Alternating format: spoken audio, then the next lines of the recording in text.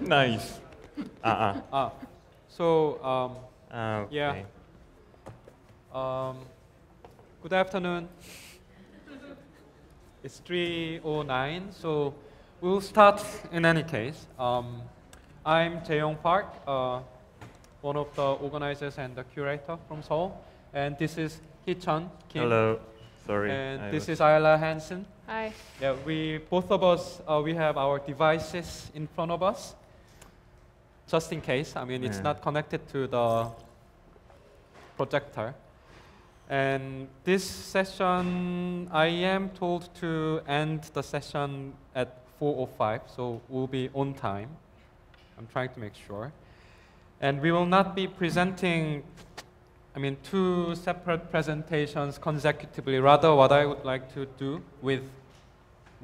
like to do is to present certain questions and moving back and forth between the two presentation files. So the Hee-Chun and Ayla, although they will talk about their works, have particularly different styles of work.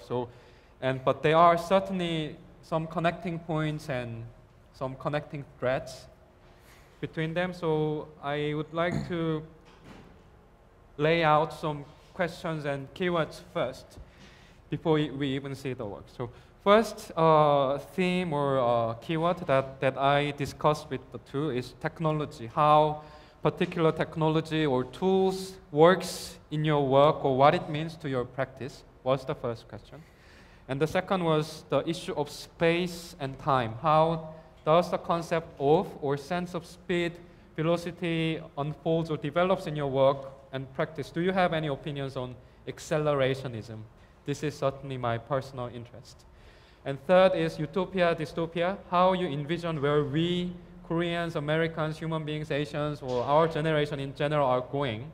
Are we living in kinds of utopia or dystopia? We had a little bit of conversation, pre-conversation before this session in this morning. So I expect we hear some productive conversation in this session. And Hee-Chun and Ayla, maybe would you introduce yourselves briefly? Okay. You go first. Yeah. Hi, I'm Ayla Hansen. I teach at UCLA digital fabrication. Most of my work is fabricating objects, but my main interest is in sort of recreating objects, works that reinterpret the way our bodies connect with technology in the world around us. So investigating this idea of media as like a point of intersection between the human body and technology. Okay. Hello, my name is Kim Hee-Chun, and my main interest is about how this word works with under the temporal or spatial condition modified by the digital or smart devices or their interfaces. And I mainly make a single channel video with those interests. Yeah. One question that I have already is that Okay. you told me that some European curators ask you this question, that do you really believe in the sensation or sense of time and space that you try to convey in your work? Are you really feeling it? Are you really sensing it? Yes. And are you really sensing it? Yes, I do. And like those are very kind of usual question from European curators. I don't know why, but they always ask me, do you feel like when I explain my work and when I explain my idea of my work or context of my work, they usually ask me about, do I really believe in online and offline is kind of has been merged, or do I feel like do I feel online thing is real thing, for example? And I always say yes, I do, and then I have to explain the Korean context about how internet is working in my country, and I thought it was kind of global issue, but maybe not in Europe. I guess. Okay. So maybe let's start watching your work. Yes. So I would like to show you my part of my work, which calls Slay, Ride, Chill, and maybe like 5 or 6 minutes of the film. Am I Daddy? blocking it? So today we're gonna play this. from the 7 minutes, maybe. Yep. Maybe catch up with this one.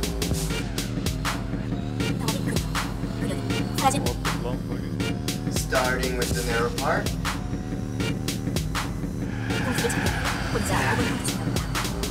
So this lap is going quite well. Stir. Shit. Let's ditch this guy.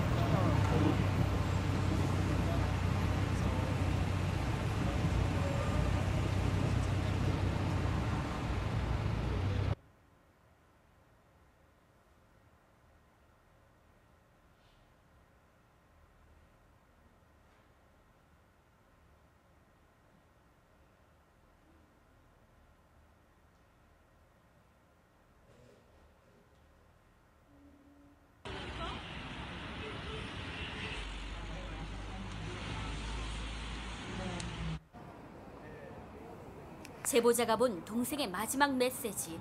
을지 뉴타운은 어디일까? 전혀 단서를 찾지 못했는데 그때 전에 제보를 했던 30대 여성 제보자에게서 또다시 전화가 걸려왔다. 자살 클럽에 가입했다가 사라진 동생이 살아있다? 제작진은 황급히 그가 있는 곳으로 향했다.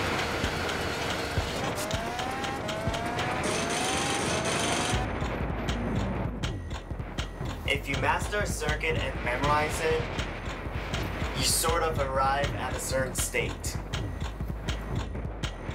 Because you are circling a same route with the same speed, the lap time is almost the same. So it seems like space kind of turns into time. You know what? I was always sort of curious about those other cars that I can't see. They are actually moving or not. Because you can see them on the minimap, but if the minimap is a timeline, maybe those cars just show up physically only when my timeline overlaps with their timeline or something. Whatever.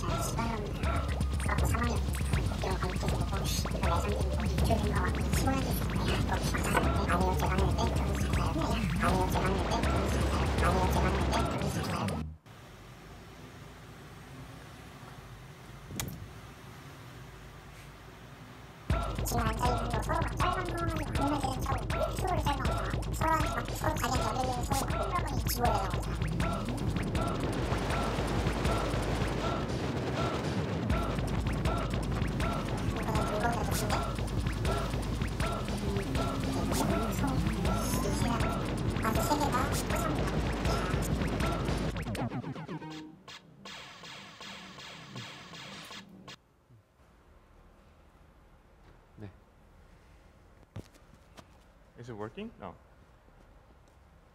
Is it? Yeah. It Yes? works. Yes. Okay. So this was my work made in 2016, and like in the current situation, about the time is scattered into each one's timeline, and this work depicts how the real timeness can form spaces that you feel actually you are in there. Like when there is somebody enter your timeline and start to react and respond to your timeline, and those also consist his or her timeline, right? So that this real timeness can make you feel that somebody is actually existing somewhere, but in the same world like yours. So that was my work. Do you have any question, or what? Do I have to keep? To reference a little bit of what's been mentioned in the work, there was a lot of mention about KakaoTalk, which is a popular Korean messenger, which I quit last year because of this very distinct sense of real-timeness. That I was working on a few different projects, and each project had this KakaoTalk chat rooms, Group chat. group Yeah. chats, and I want to take rest when I get off, but my phone was buzzing 24/7. Somebody messaging from America, somebody messaging from Seoul, whatever, and then I just couldn't bear it because of the sense that I'm at my home, but I'm at work, and that's 24/7, and I couldn't stand it. And some people, I mean, let's delve into the question of utopia, dystopia. I mean, I think it might be better even watching a little bit of your work, but before that, can we think that your work is kind of depicting a dystopian situation, or are you sensing or seeing the current situation of messed up timeline as something dystopian? Or I think it's depressing, but I don't see it as a dystopian thing. so this is not the end of the world, you mean? Who knows? Maybe. Like, or we are suspended in this timeline forever, maybe. like, it's very bad, but I don't think it's gonna end. Like, it's not end of the world, but like this situation will keep going. So, yeah, it's depressing, but dystopia, I don't know. Maybe. And in contrast, I think Isla's work can be seen as a utopic a little bit, I guess. Maybe. Yeah, maybe should we take a look at your Sure. works? Oh, right. If you could open up the PowerPoint. Yep.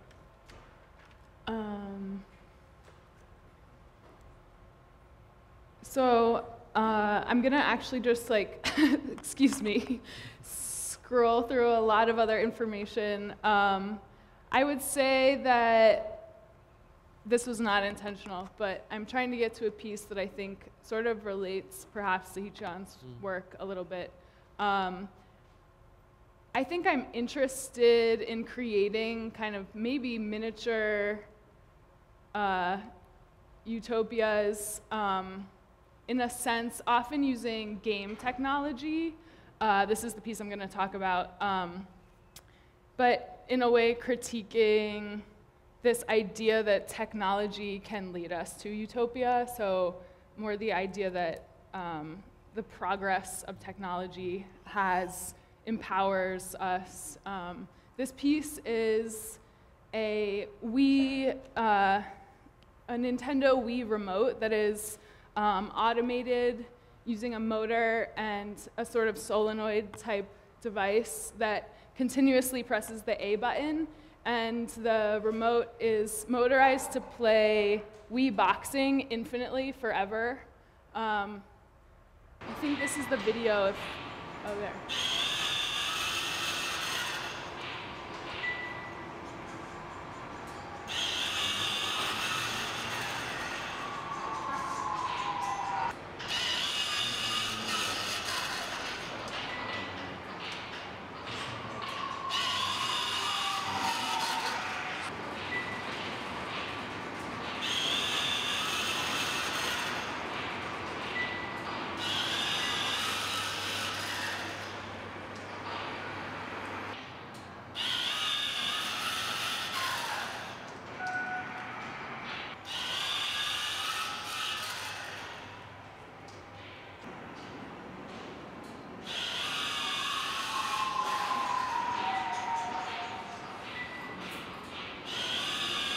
Like this piece kind of capitalizes on this, how bad accelerometers are in this technology, right? That it's not actually capturing the gesture of the human body to imitate like a virtual boxing motion at all. It's just like a flick of the wrist could do the same thing. Should I show another one? Yes, or okay. So maybe I think I can go forward.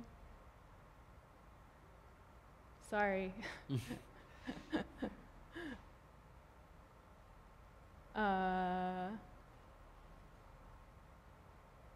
You're getting sort of an aesthetic vibe of, okay, so this is a piece in which I engaged with a do-it-yourself online community called modifiedpowerwheels.com, and this is a forum in which parents, mostly fathers, are modifying children's ride-on toys. I don't know if this is a strictly American phenomena. I would say it's definitely like a suburban phenomena.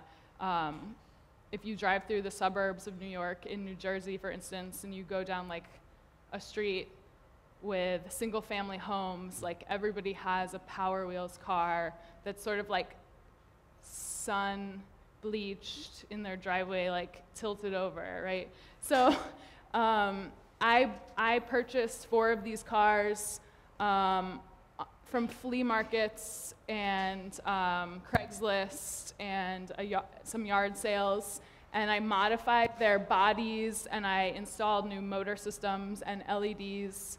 And this was actually like a restored version of one of the first ride-on toys in 1985. Before Pines of America, the company that makes these, was bought by Mattel, which is a large toy company in the US. Kind of to recreate what I felt like this online community was doing in a way that I think suggests both, I guess to go along with this conversation of utopia and dystopia, to show that I feel like these consumer modifications or hacks have the potential to suggest like this utopian dream of the internet as a space for communities of makers. But I think there's like a really dark side to this, which is that like embedded in the sabotage of the product by changing it is kind of just like reinforcing the ideology of consumer behavior, and I think that relates to this like myth of the progress of technology as a good thing. Yeah, so you both sort of use or employ technologies or tools in your work, and Ayla, your technology seems to be a very crude. Are they? Yeah, definitely. I use a lot of advanced technologies, more so actually recently advanced fabrication technologies or software, kind of to a means that is not what is intended, or an end that is not intended by the means. I think I'm interested in misusing these things in like a tradition of the tactical media artist, right? Like, I guess it's this Dessertoian philosophy of the urban walker through the city, like this idea of whether the tactical consumer has a choice of what they consume being like a product of their own making. And I think in some ways I fall in a history of tactical media usage, hacker, even though I'm not using necessarily always the most advanced tools, though it actually does take a lot of software and physical computing to like make all this stuff work. Yeah, somehow I think this is also related to the issue of agency in this era. And Hee-chan, I also heard that many people, after watching your video, saying that, oh, you are using all these cutting-edge new technologies, and you said no, right? So, yes, because, like, for example, in the work Slay Rachel, I used face swap and game and some and the VR, for example.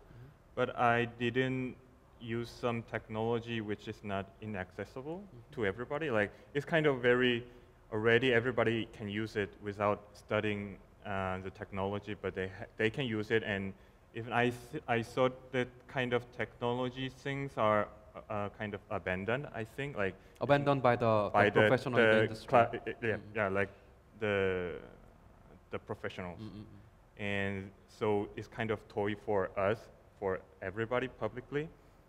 Yeah, so, but I don't know why they feel like, for example, in my first work, I used the 3D map designed by government, so you can use it without any problem.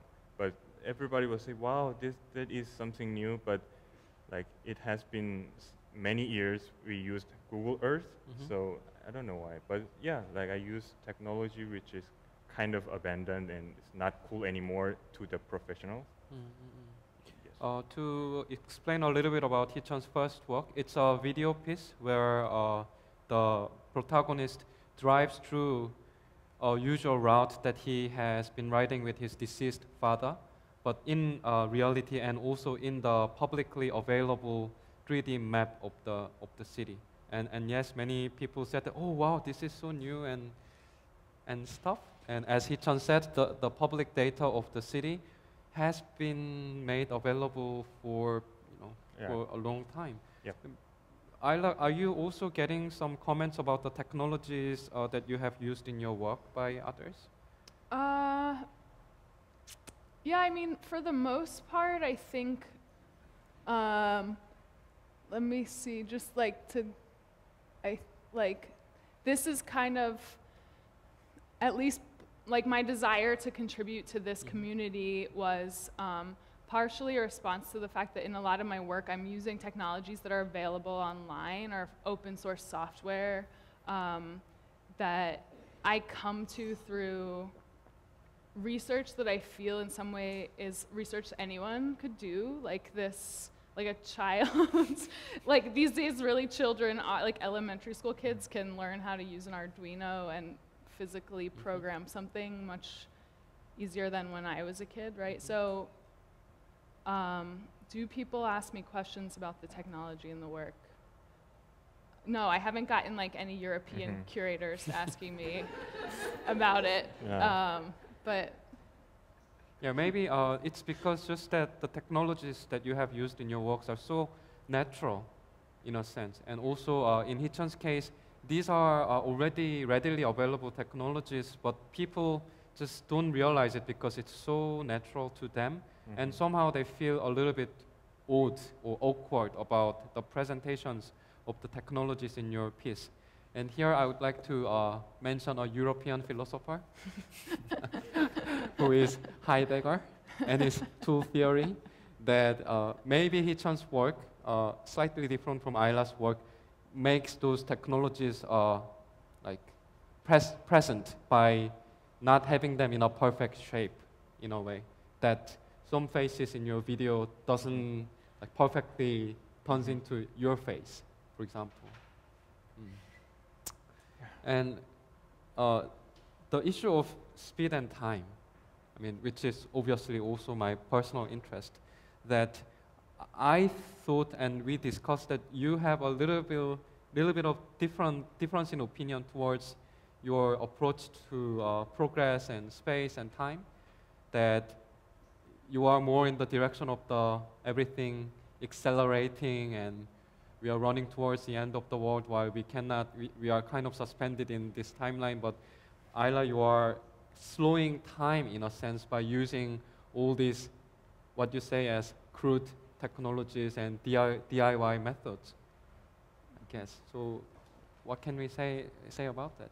Yeah, actually, when I was working on the work of Slade Rachel, like I thought in Korea, for example, I don't know how is the situation, but in Korea I felt like we are really running fast, like running, but we are not going anywhere, just stay in the same position and just running. So, for example, the work also depicts about it, like I didn't think word is like very accelerated in a way. Like for me, it somehow looked like it, but it's not actually. For me. It's just conveying the sense of it, but actually it's not. Not. Yeah. And yeah, I think when we talked briefly earlier, back to this idea of like the obsolete technology, or that any technology we could possibly use would already be obsolete, has a relationship to this perception of speed of development, and that to point out how bad the technology is, which I feel like in some ways the face swapping or using the Wii remote sort of does, is to point out the brokenness, to show that these things are being kind of sold as advanced, whereas they're really not very good. Like the one that, there was this really popular app that was released by, I think, Google, that detected paintings, like in mostly European paintings, that compared your face to these paintings' faces, and like you could just make any old face and get the same painting sort of over and over again. And like this idea that this was new is sort of like that is speed is hilarious to me. Like yeah, to going back to the issue of technology a little bit, that in our pre-discussion, that the crudeness of the technologies in Ayla's work, you said you were kind of intentionally mentioned that these crude technologies are in the opposite side of all those industrial and commercial technologies and gadgets. So can you maybe elaborate a little bit on that? yeah, I think just, let's see, am I going backwards? I don't know, maybe it stopped working. Yeah. I think, this is like a piece that's a onion factory and also a filmmaking device. I'm sort of interested in a critique of the industrial situation. I think it's particularly relevant to like my interest in crude robotics because of like the industry, like all fabrication industries growing use of robotics. And I think I'm always kind of conscious of what technologies are being used by industries or large-scale commercial kind of corporations, and then how do I do that as one person? Like, can I just do that? And usually it turns out very like silly or off somehow. So these, I mean, in a sense, or obviously, you have a different sense or approach towards, especially about technology. And I think when I saw your work, I mean, when I was going through the works that you have uploaded on your website, I somehow thought that, oh, this is so American. I mean, not in a negative sense, not in a negative sense. Something is very, how should I say, there are a certain positivism and something very playful, whereas Hee-chan's work, I enjoy your work very much, but it makes me feel really depressed. Okay. And you talk about a suicide club in, for example, in Slay, and we are just becoming a dot on the huge grid, and we are just going through the same circuit over and over and over and again until the point where we feel that time doesn't exist anymore. And I was wondering what makes this difference? Maybe, I don't know. I mean, for example, the DIY culture, we don't have that in Korea. So Yes, we have. do we have DIY culture in Korea? Yes, we have. Yes. What DIY culture do we have? Like, for example, my mom always makes something by herself. And yes, we have, like, I think we have, yes.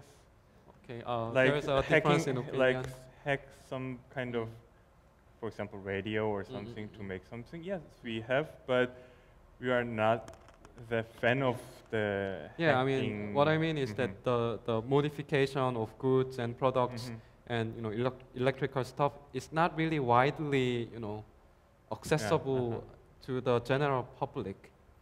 I think like Koreans are very bad with sharing information, for example. Yeah, like, we don't really share information with each other. No? Yeah, we don't, and we actually don't.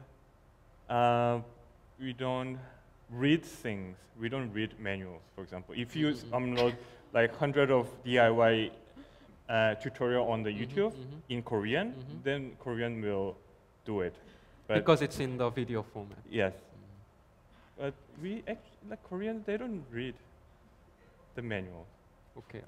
So, but there is, I think there is DIY culture, but not that big as American have. Yeah. And Ayla, I mean, speaking about this Koreanness and Americanness, have you felt after watching Hee-chan's work that, oh, this is not American, this is Korean or Asian or? I mean, to me, the greatest difference is always the language, right? Like that's the biggest barrier for me is I don't speak Korean. So I read the subtitles, and if anything is missed there, then I think that's the most of what I'm missing.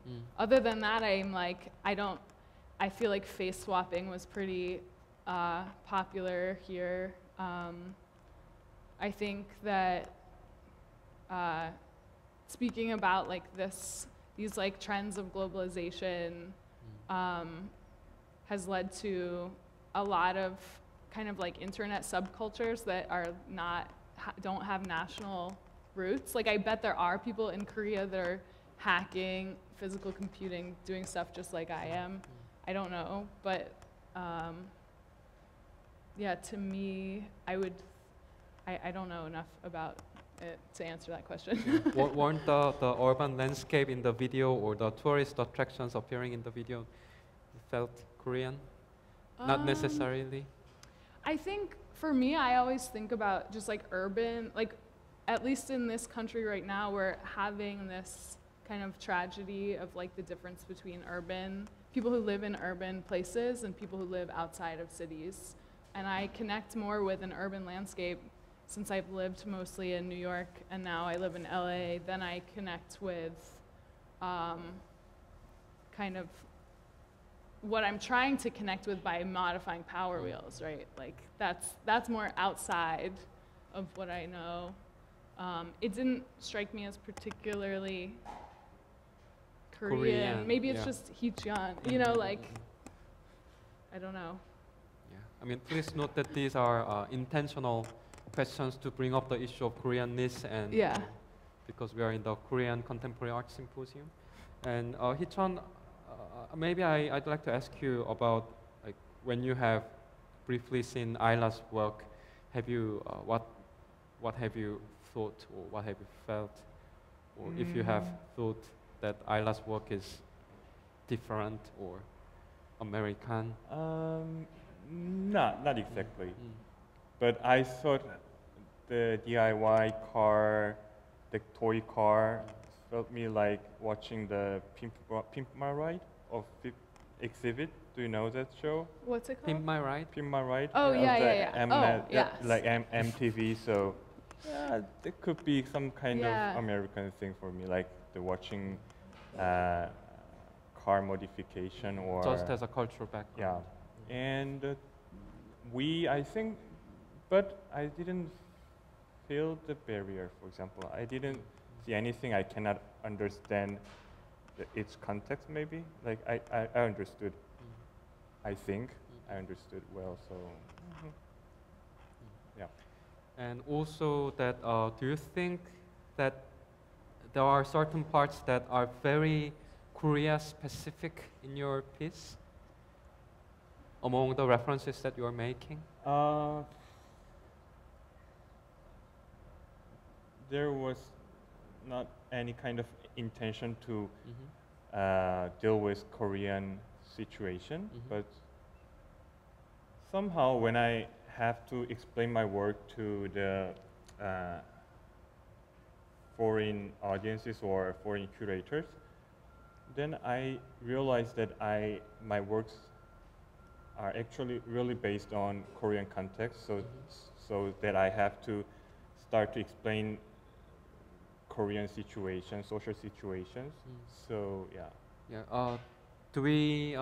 Will we see a little bit of Korean social situation in your presentation but file? because I was about to make a presentation like before we decide to do this way, so I can show you some. Yep. So like about the application of KakaoTalk, I'm very fascinated by it. Like maybe. Okay.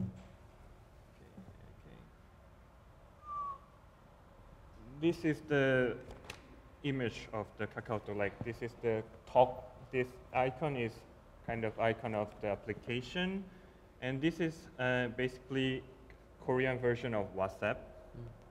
Do you guys use it? Okay. So it's kind of WhatsApp, and like this year I read the article says over 42 million people is using this, like mainly I think they are Korean. So it's the entire Korean population, yes, basically. and I think there is very few people who never used this in their life. Like everybody is using it, even my grandmother is using it. So like I think this application really merged online and offline very smoothly, I think. First, KakaoTalk was promoted as a free SMS application. So that means you can send free SMS through internet by your smartphone. So still many people understand this as basically as a substitution of SMS, namely to talk with your acquaintances that you have the contact in your phone. However, this application has more than that. Like if you want, you can give your KakaoTalk handle to anybody you don't know to just talk with them anonymously. You don't have to reveal who you are.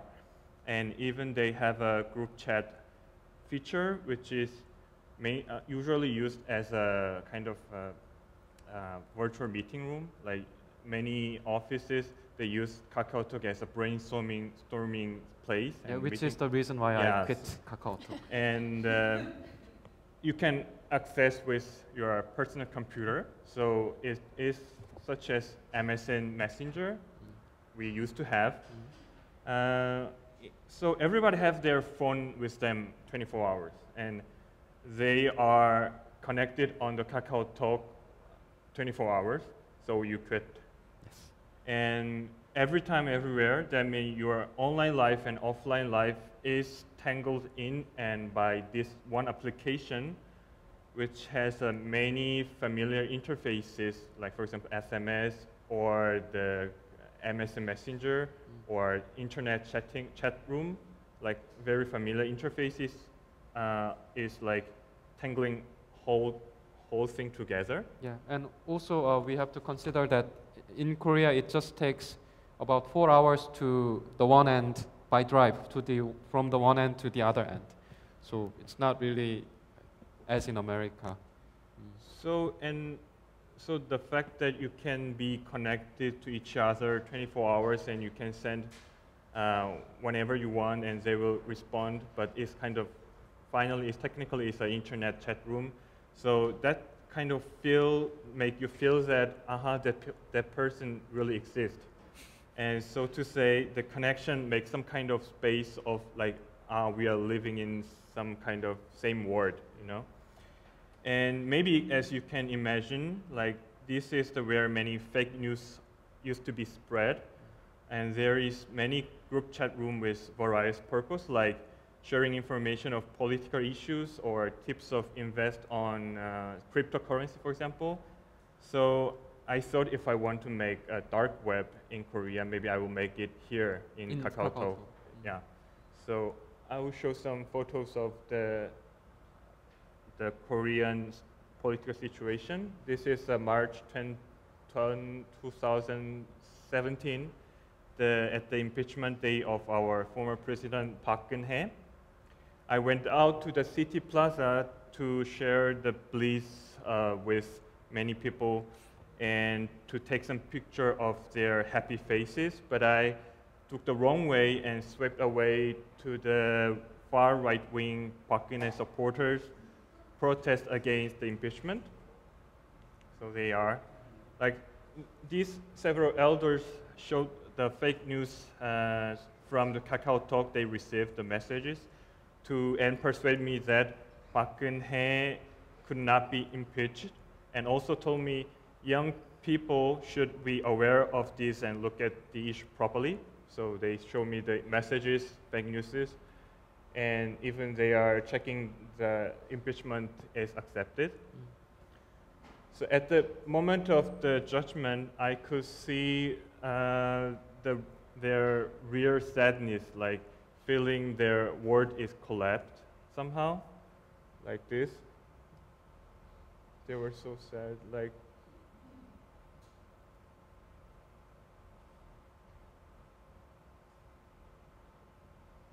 And the happy faces finally. So, yeah, like my works about the racing game and face swap, VR, or timeline KakaoTalk is like somehow it is the question about how this real timeness can form the actual, like filling actual space and people to feel those are real, you know, like the real.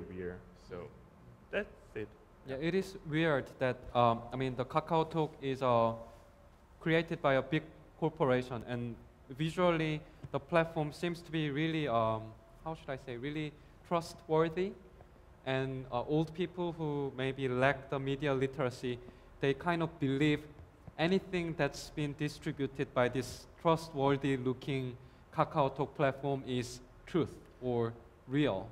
I think like not trustworthy, but like it looks like SMS, like so, and they used to send SMS between their friends or family. So when they get the message or fake news through the application, they feel like somebody is sending you because it's your friend or family, like not like checking in the Twitter timeline, but it's like they are receiving the message, and it feels like very close to them. So I think it makes people to believe in those fake news. And also that now these contents are, I recently took a taxi in Seoul, and the driver gave me this business card, like really a suspiciously designed business card with some Korean, English, Chinese characters on it. And on the back side, there was a web address of a KakaoTalk channel and a YouTube channel. Yes. Where I can see the reality, the real truth of the world. And I mean, thankfully I don't use KakaoTalk, so I didn't check. But this is kind of connected to your mentioning that through KakaoTalk and all this 24/7 connectedness, and maybe the smallness of the country, the offline and online are just inseparable in a sense. Yeah, and mentioning about the question from the European curator, he mentioned that maybe I don't feel it because of the generational gap, but you can see it's not about the generational gap by like knowing the technology or application or not, but like this application is accelerate the separation between generation, not like generation gap by technology, but like. So in that sense, Hichon, your work and the context on which your works are functioning, it's very dense. Whereas Ayla, you have, I mean, in a positive sense, you have more space in your work and also around your work, I feel. So maybe that's the Korean-American difference, maybe. I mean, about the context and the environment, which we cannot, you know, it's beyond our hands, actually. So in a sense, I mean, if you are a Korean artist and you are creating the same piece, maybe it doesn't make sense. I don't know. I don't know. Or maybe we should hear some opinions from people that we have here, because we have a little bit of time, I guess. It's 3:55 and we have 5-10 minutes. Okay. Yeah. Yeah. Just I'd like to make one comment. Actually, Korea is either number one or number two rates of had number one or number two in Suicide rate rate? Rate in the world. So it's not really. It is kind of true.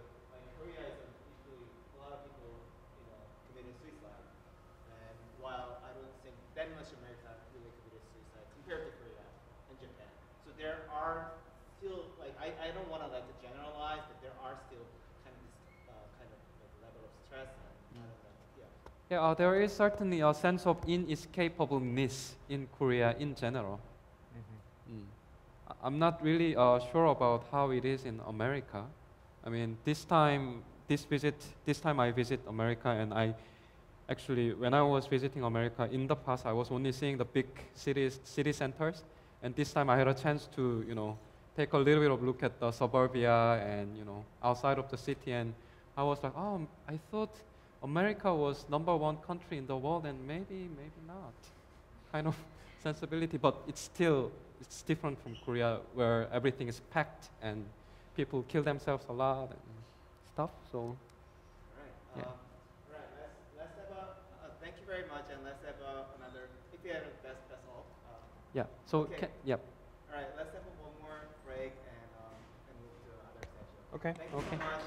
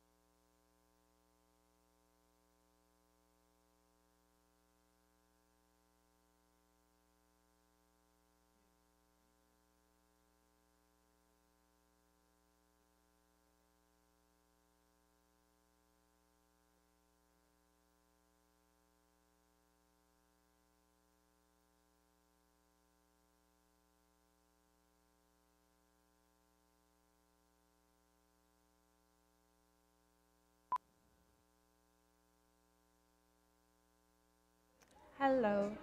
Is that okay? Hello. Sorry. So we are going to start Omin's presentations, and before that, I would like to just shortly introduce to her, brief works. So Omin is a visual artist based in Amsterdam and Seoul. Thank you. She studied piano performance and graphic design at Seoul National University and her MFA at Yale University. Her works has been exhibited in important institutions, National Museum of Modern and Contemporary Art in Korea and the Kukje Gallery in Namjoon Park Art Center. So now, once Messi Misuling, and then now held in a residency at Sita International Art Center. So now she are going to explain her works at first. Then me and Andrews are going to elaborate and then discuss about her works as well. So please, Hello. My name is Mino. I make film, performance, and anything that has time. And there are two things that are deeply involved in my work. First is time structure. I often use musical form or idea and use them as a material or principle for my composition. And second one is body, no matter how you define what body is. Body in somehow in progress that accompanies movement and direction, so that these two things are something that I cannot really deny or resist, because I grew up with trained to be a pianist, and it's kind of my mother tongue. So, so I will show some of my work.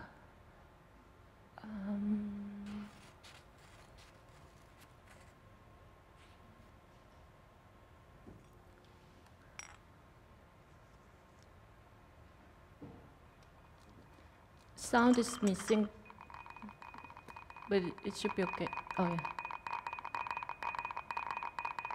This, we can say a fairy tale about noise or rhythm, but also this is a rondo form, very pessimistic one that never ends.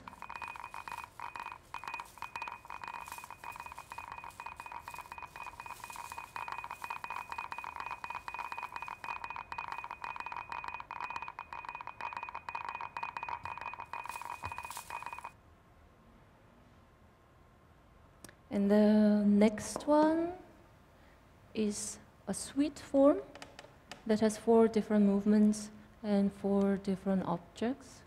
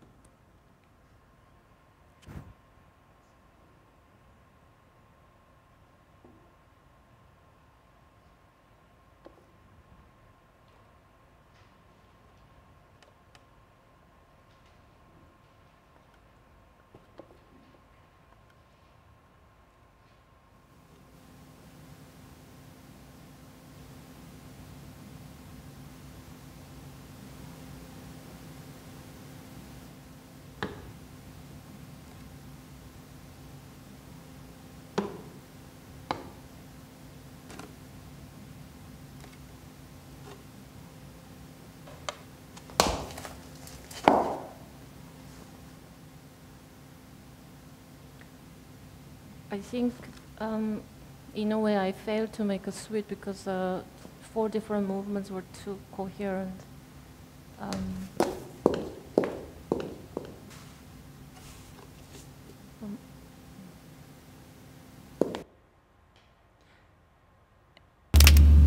And the next one is more further research on application of musical form into structure of film.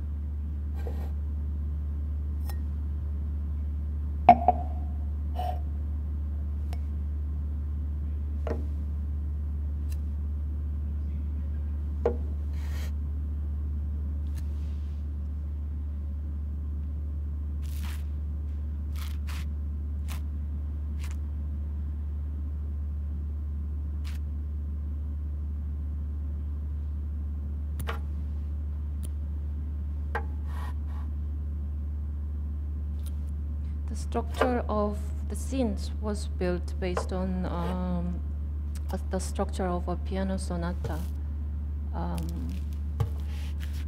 I was just curious whether it is possible to make a film structure based on a musical structure.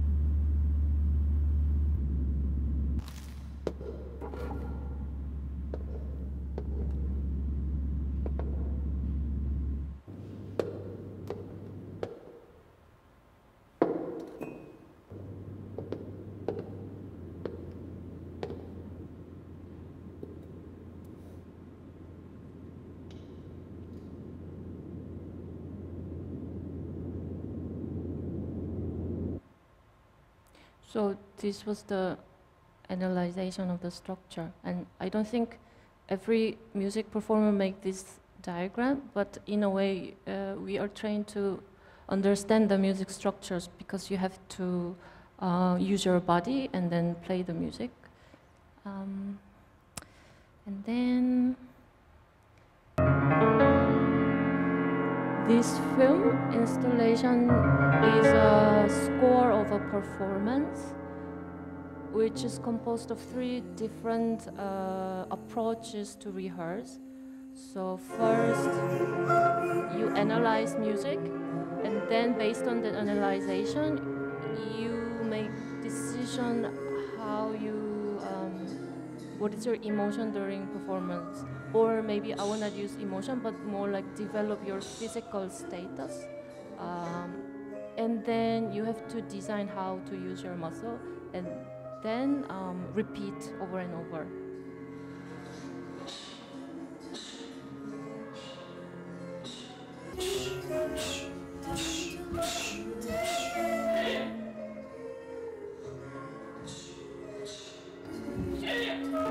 I often use rehearsal as my composition material because I am very interested in the status that you hasn't arrived yet.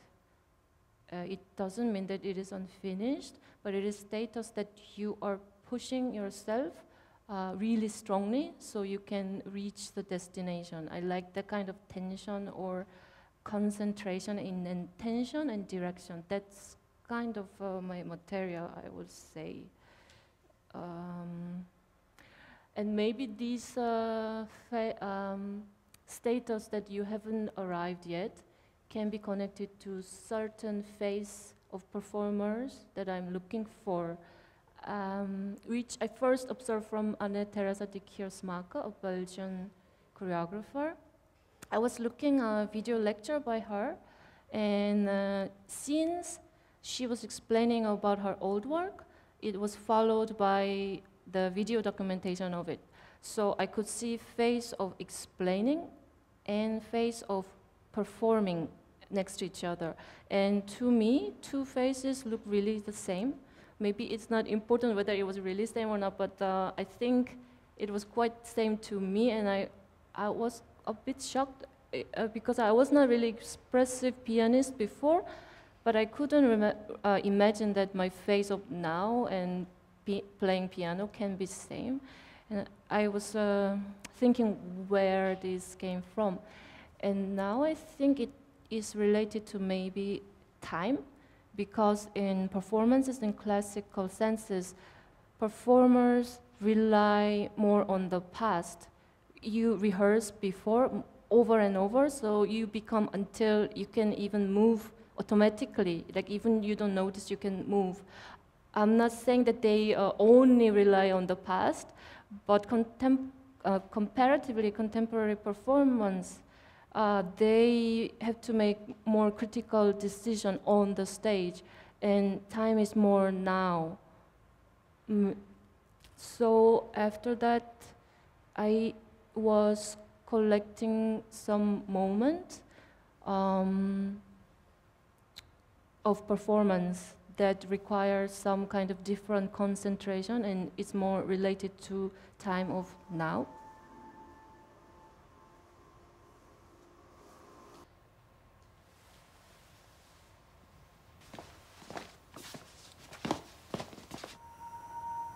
Like there is score in this dance piece by Marina Colomina, but of course all the detail movement is based on improvisation, and she has multiple responsibility.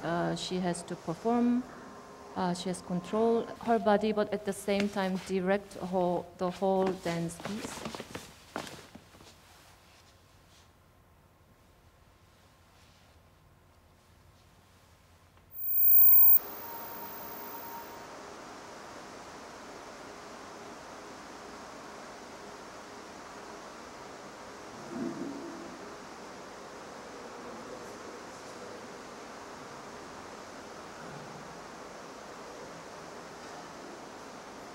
Or some musical performance that require constant attention, that doesn't allow pianist a moment of relax.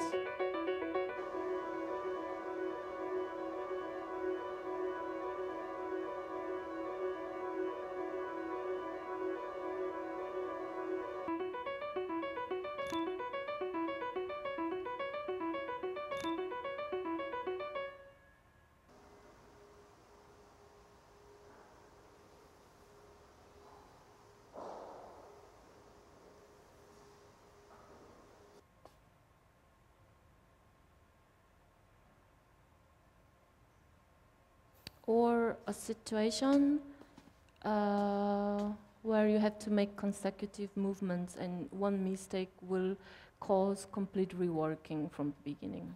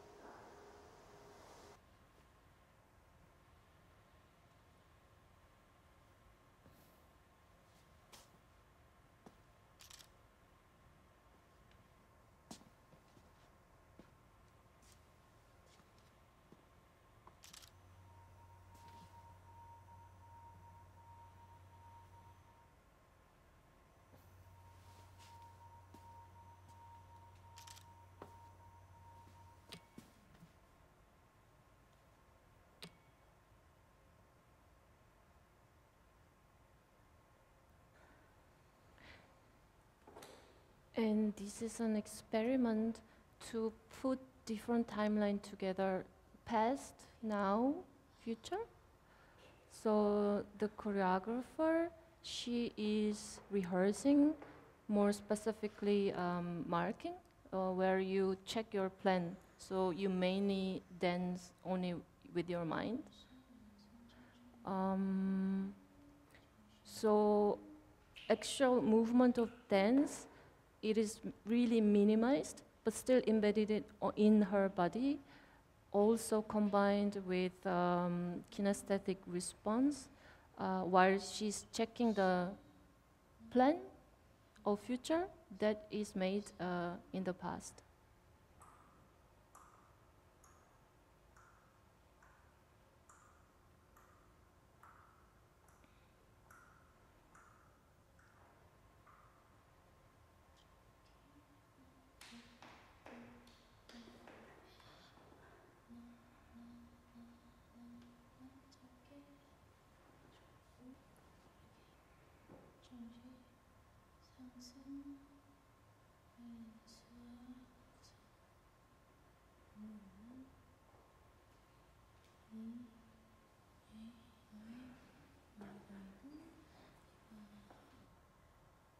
And this is a similar experiment, but I was more focused on now, and it's composed of audience and dancer, a choreographer, and filmmaker, and stage set.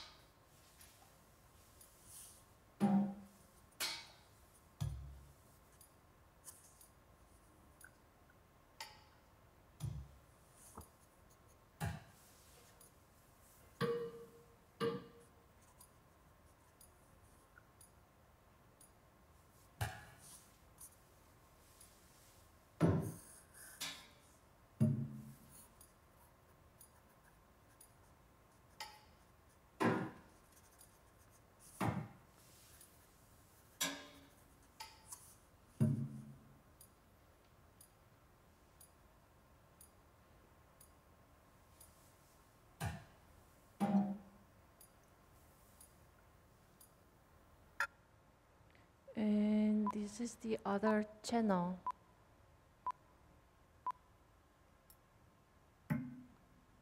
I just wanted to put everything at the same time. The dancer dancing, choreographer is still choreographing, and audience is watching but also performing, and filmmaker is filming audience watching performance.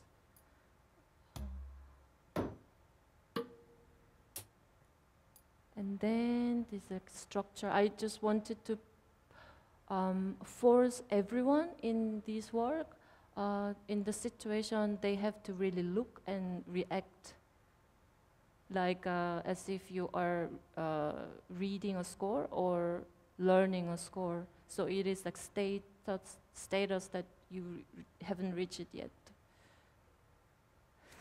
And this work is, when I was working on this, I was thinking a lot about texture of film. There should be many ways to make texture of film, but I borrowed the idea of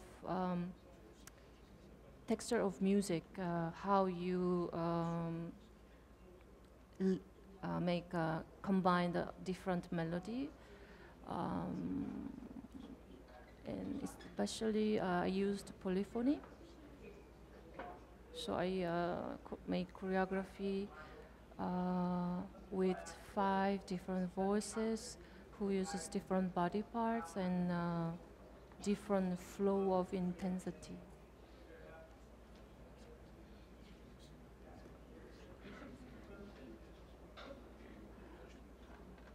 recently I'm very interested in the action of looking. When we look, mostly we look at physical thing, and this involved with the space, and you move your eyes when you look at different things. But also we look at something when you think, some images drawn in your mind, and also that is located in some space that you build up, and also your eyes moves. So I'm thinking of the contrast between physical space and internal space, and also looking and thinking. And so now I'm currently making an etude about technique of looking and building up space in your mind and how to use this space.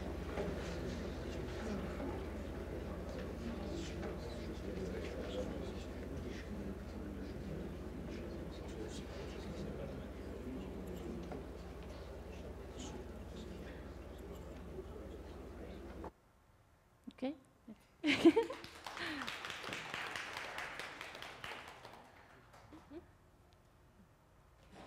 So shall we just do it?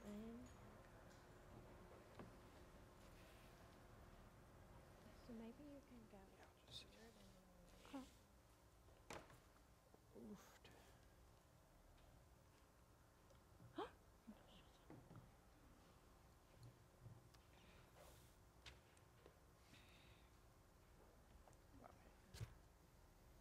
So, hello. Can you hear me? Test. Is that on mic? Okay. So, after the main presentation, we are going to talk about a little bit more about her works and how it's in terms of the art history or the terms of the contemporary art. And then here is Andrew Urowski. Sorry. Then I'm going to introduce him. Andrew Urowski currently serves as Associate Professor in the Modern Art and Media at Stony Brook University in New York, and he directs the doctoral program in the modern art history and in criticism and the theory, focusing on artists working in a film, video, sound, performance, and an installation. And then now he's actually first book that comes out in Korean as Rain and Summer. It is Between the Black Box and the White Cube Expanded, the cinema and the post-war was published. Yes. Yeah. Thank you. So. So do you want me to start with, Yeah, or do you want to just maybe open out? We do like maybe we can focus on it like more directly with her works. Yeah, then and after then just general questions. So.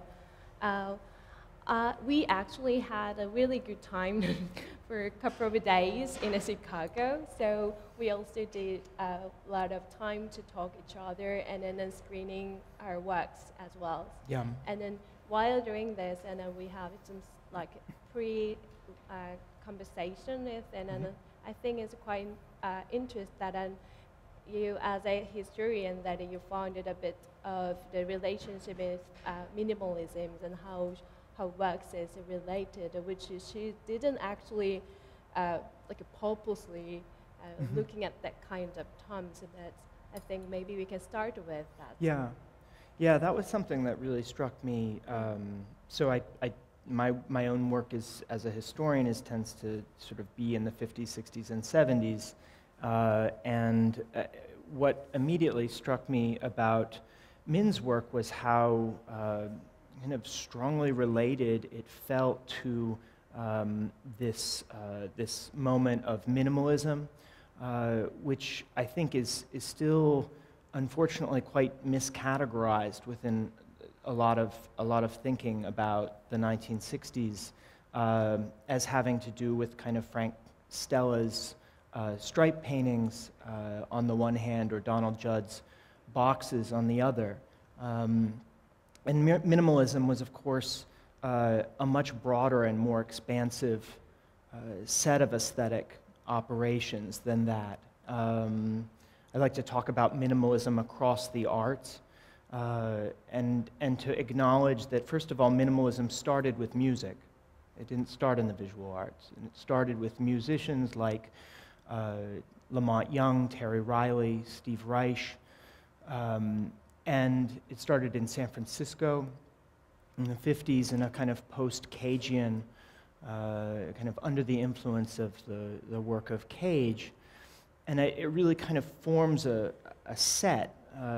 Again, kind of standard art histories like to kind of periodize these things, but they're not that simple in practice. There's a kind of triangle, I like to say, between minimalism, serialism or structure, and process. And Min's work, as I was looking at it, seems so bound up with questions that animated, you know, about 15 or 20 years of really advanced art practices from the late 50s to the late 70s. And I joked with her in Chicago that part of one of your films, if she put a black and white filter on it with some scratchies kind of coming down through the thing, you could probably fool a lot of people and say it was made in 1972. Because it is so kind of, it is so much, I think, not just aesthetically, although, you know, judging for its differences in era, but conceptually in tune with these ideas of structure, you know, and of the way that a kind of minimal structure allowed for a kind of reflexivity that was an engagement with the process of spectatorship as well, with questions of performance, whether overt performance in the practice of musicians like Reich, or Yvonne Rainer in the post-Judson school dance, or just a kind of implicit performance, the way minimal sculpture, you know, of Robert Morse or something, or Sol LeWitt would sort of would involve the spectator in a kind of dance inside an architecture. So I was just wondering, you know, as you were coming, as you were forming your aesthetic over the last, you know, decade or so, how much, if any, sort of interest this kind of earlier historical period had for you? And if you might sort of speak to any particular artists or works that you felt had a particular resonance that made you think, you know, I want to go along that path. I want to pursue those kinds of questions.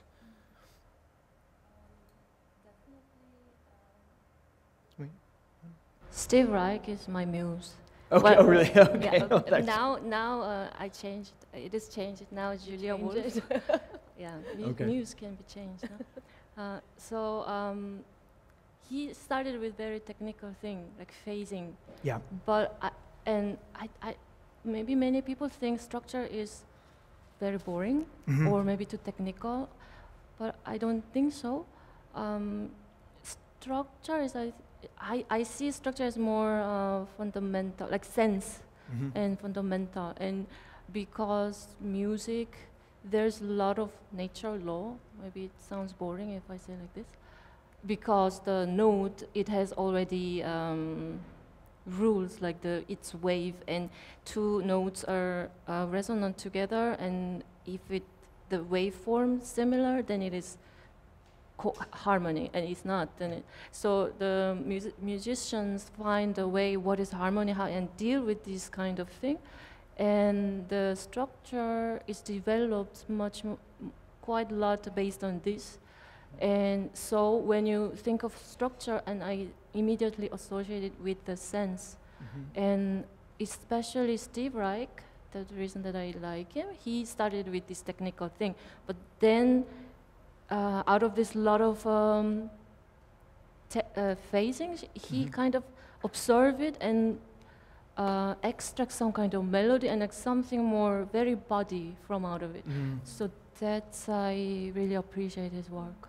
Yeah, I saw that, and you have in the picture of the teacher that you show, it has music for 18 musicians. Oh yeah, yeah. You know, on the yeah, top, so yes, it's like this kind of.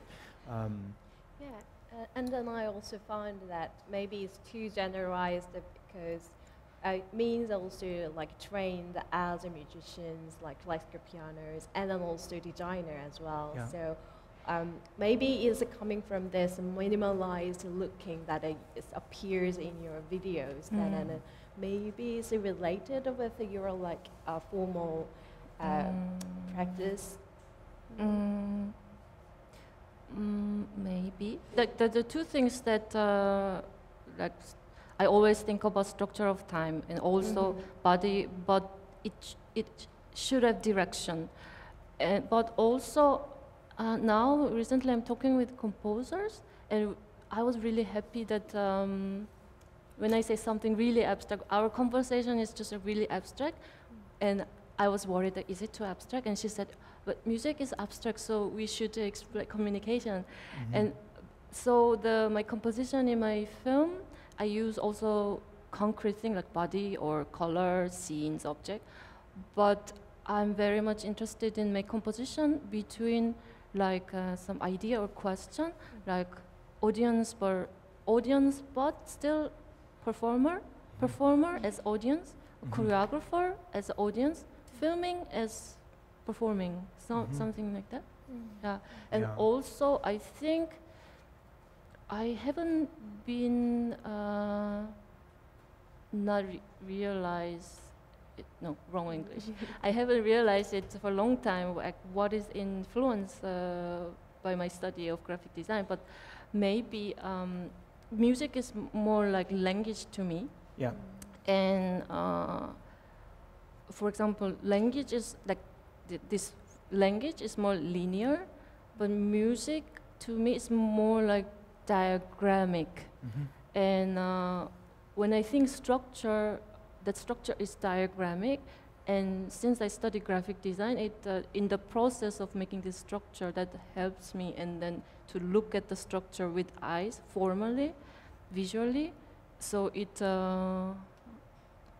became my tool of work.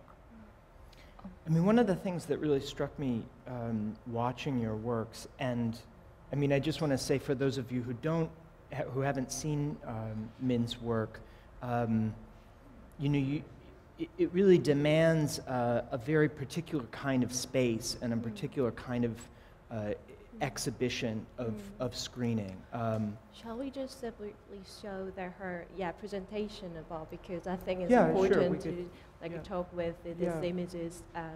You can bring back if you want to look at. Which one? Maybe the audience. Yeah, that would be good. Yeah.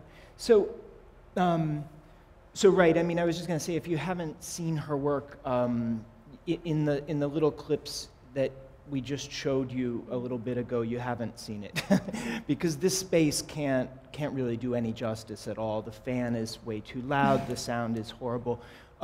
So the thing is, it's a very, like, Haechyeon's work is so maximalist and it's so powerful. I think it actually can cut through a lot of environments. Min's work is just so Spartan. It's so minimal. It's almost like a laboratory, and so it really kind of requires that white cube, that dead silence, because it really is just a tiny gesture. A tiny prick of sound, and then silence again, and then a tiny prick of sound.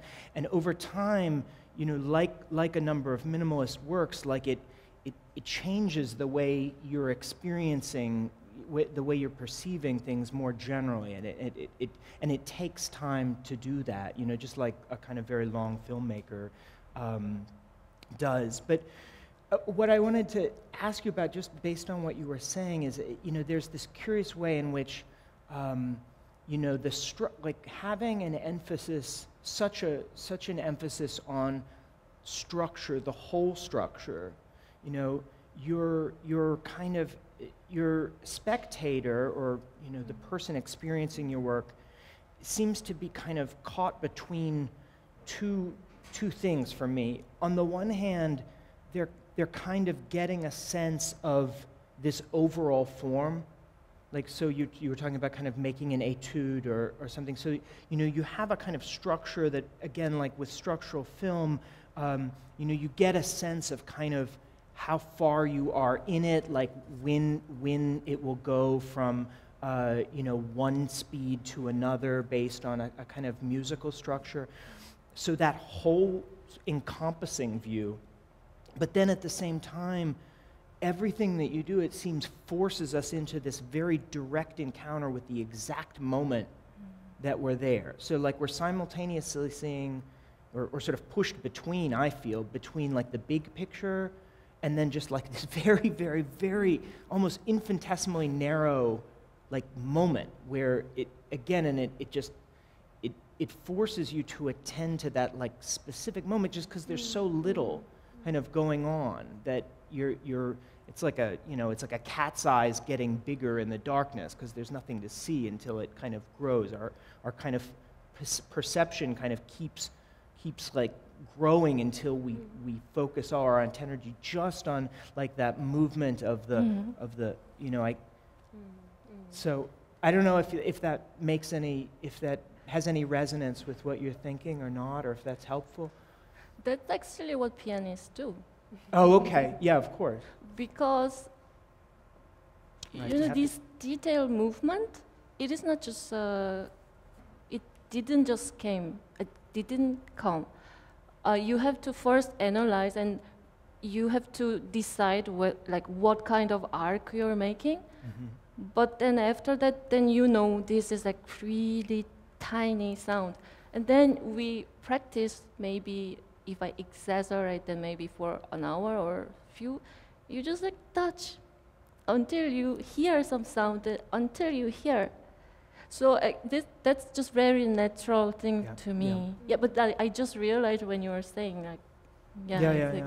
And it's interesting because again, like historically, a number of the structural filmmakers and people kind of working with process, you know, not only did they have a lot of contact with experimental musicians and other kinds of musical forms, but they often, you know, were musicians themselves. Like Michael Snow was a you know, a jazz musician, and a number of Tony Conrad, of course, and Steina and Woody Vasolka with their violin playing.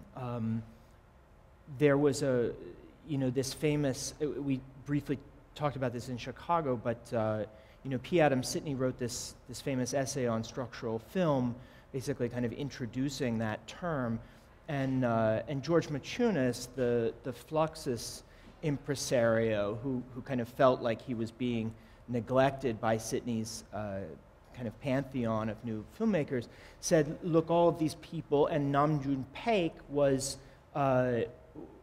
his first example with Zen for Film, but had been doing this for a long time, yes, but also that he said, you know, there is no sort of specific category of structural film because all film is structural, like of necessity.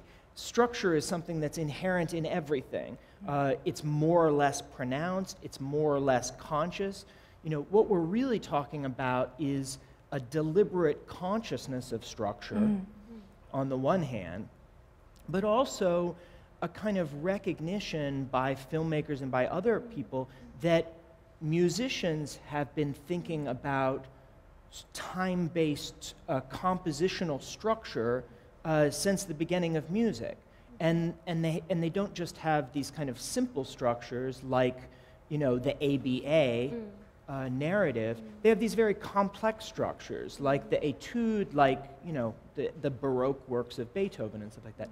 So there's all these kind of possibilities that that we could bring to it, but there's a kind of, I think already in the beginning, there's this kind of profound association between moving image-based, a moving image-based art that's invested in structure and music or sound or these kind of explorations in sound. And that's, I guess, what, when I saw, you know, your work as a pianist, as someone who can write music, as someone who's interested in performance, but then as someone who's also trying to animate those into a video practice.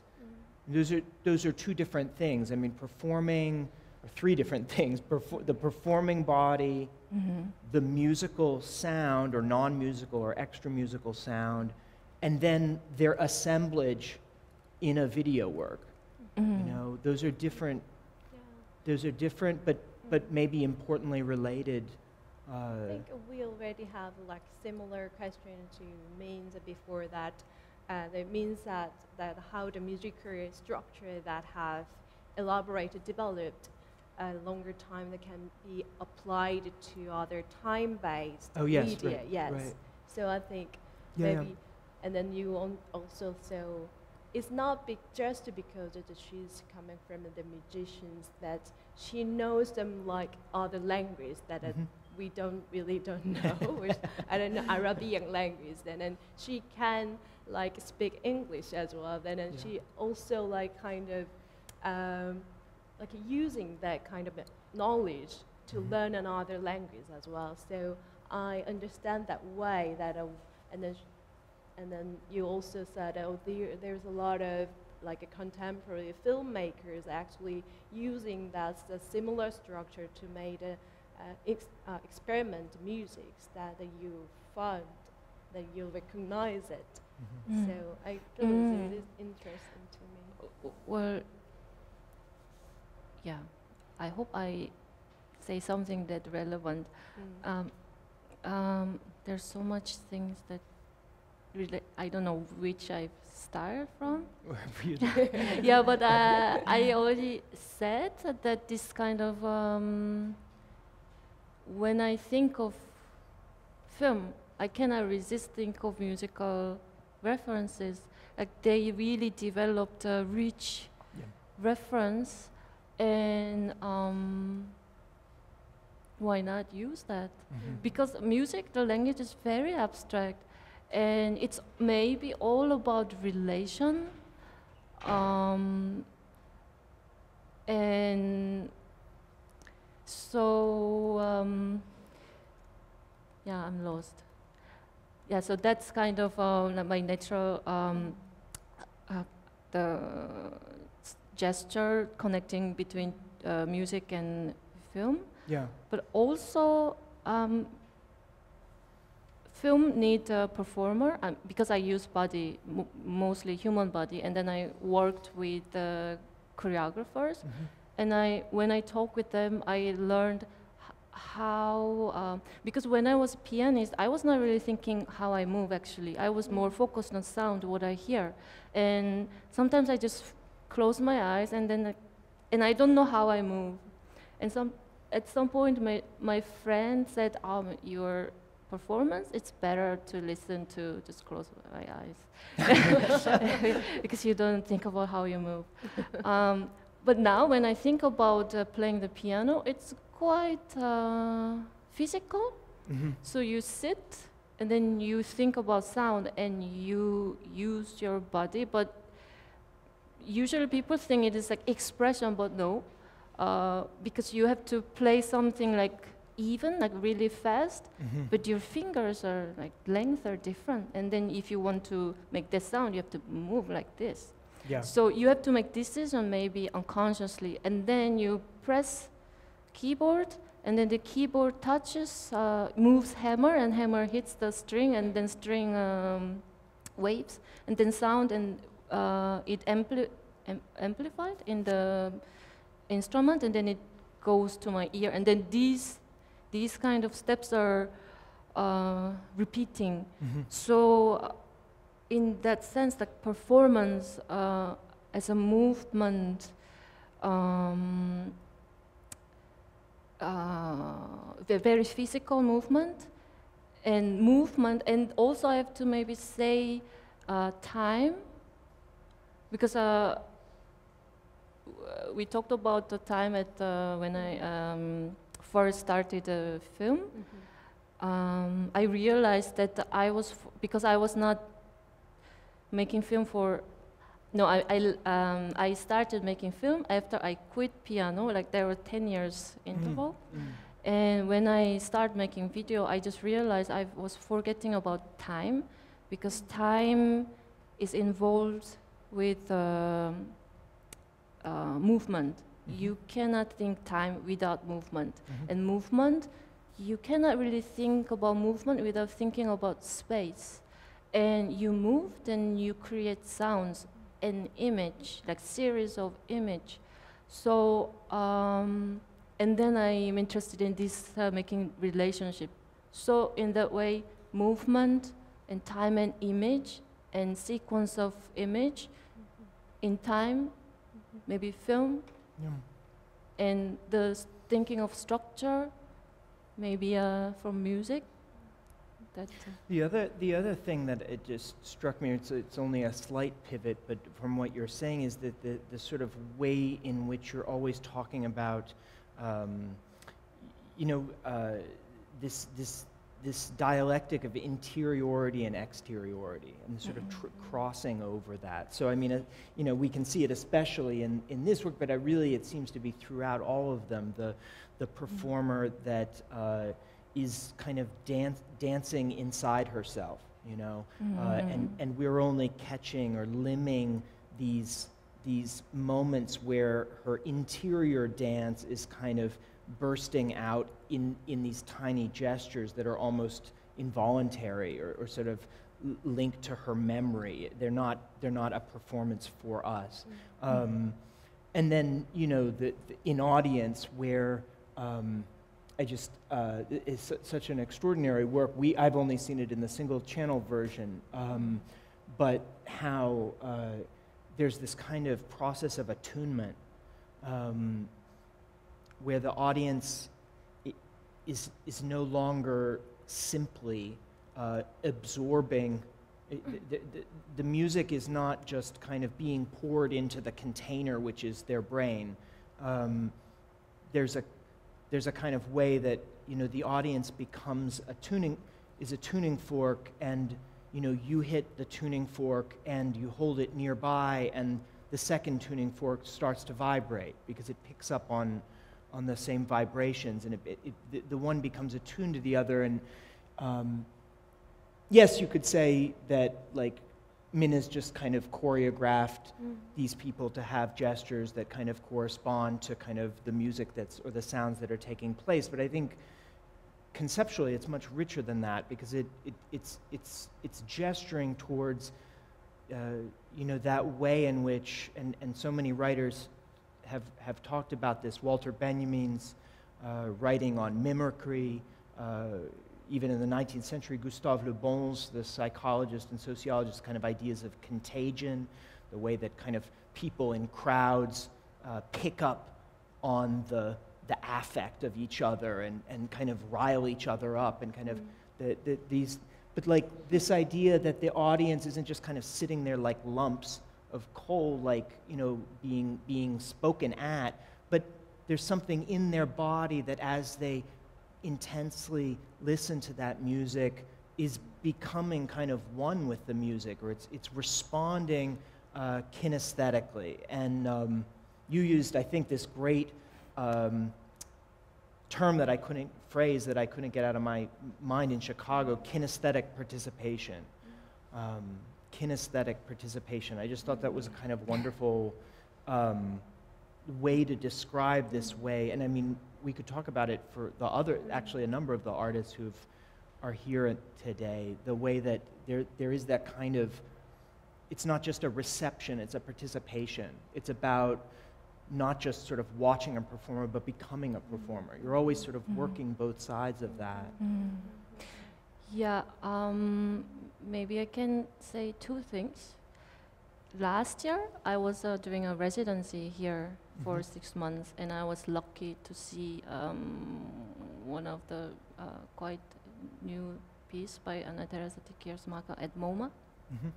So it's not like black box, it's just open space. And she was there, and she was just sitting with us, and I'm looking at her dancers, and I was thinking, yeah, the choreographer might be the most enthusiastic audience. Oh, is this the Cypriot woman who's, I cannot remember her name. Who is this? The Kiersmacher. Oh, okay, no. Also, the other story is when we talk about music, listening to music, mostly we talk about melody. Like, I like the melody. I know this music. But listening to music is more really proactive behavior to me, because you have to find what is the theme, what is the topic. Then you can see how it is developed, because maybe there's someone who will oppose to me, but I think music is development. And if you don't know what is the material, you don't know how it is developed, and you don't know what is direction, then it is just boring. And contemporary music, it's very difficult to find what is material. So that's why it's difficult for us to listen. But once you know what is the material, then you can really enjoy. And I remember the moment when I was looking at this Beethoven Sonata, Op. 111, that there's an introduction, 1 page, quite a long introduction, and there's diminished 7 3 times. But I didn't really know what it is. And if you don't know what it is, how you can play? And I was looking at this first theme, and the theme was made of 2 parts, and I found diminished 7 between the last note of the first part of theme and the first note of the second part of the theme, so in interval. So it is not really recognized by us, but maybe you can sense. And then that, if you know it, then it's really exciting. And then even when I was really like, yeah. So maybe I am trying to apply this in my work, and maybe just automatically it is applied. And then also maybe we can talk about it a little bit more about the sound as well, the structures and the scores that we also like before that I met Min and didn't know about the whole context about her works then. I tried to symbolize some of the colors or appearance or performance that it feels.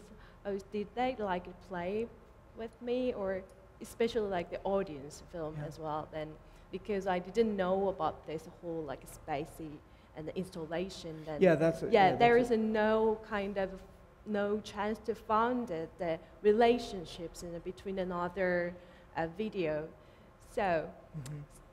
When watching just one still of the images, or just being audience and you just enter the white cube or black box, whatever, then it feels oh, am I is there any symbolic meaning or inner perception of hers? But actually it's not. It's not the kind of works that we actually engaging with the kind of meaning.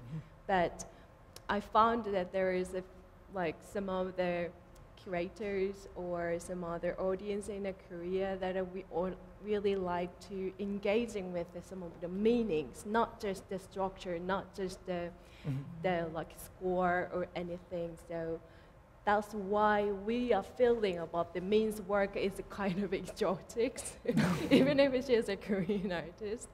So have you ever got some mentioned or concerning about this? I just realized while I was talking with you. Yeah, but in music, they really don't like describing, no? It's very abstract. So I don't really make symbol normally. In classical music. Yeah, I mean, yeah. In popular music, there. yes. In but I mean that's I think an issue, because you have different types of.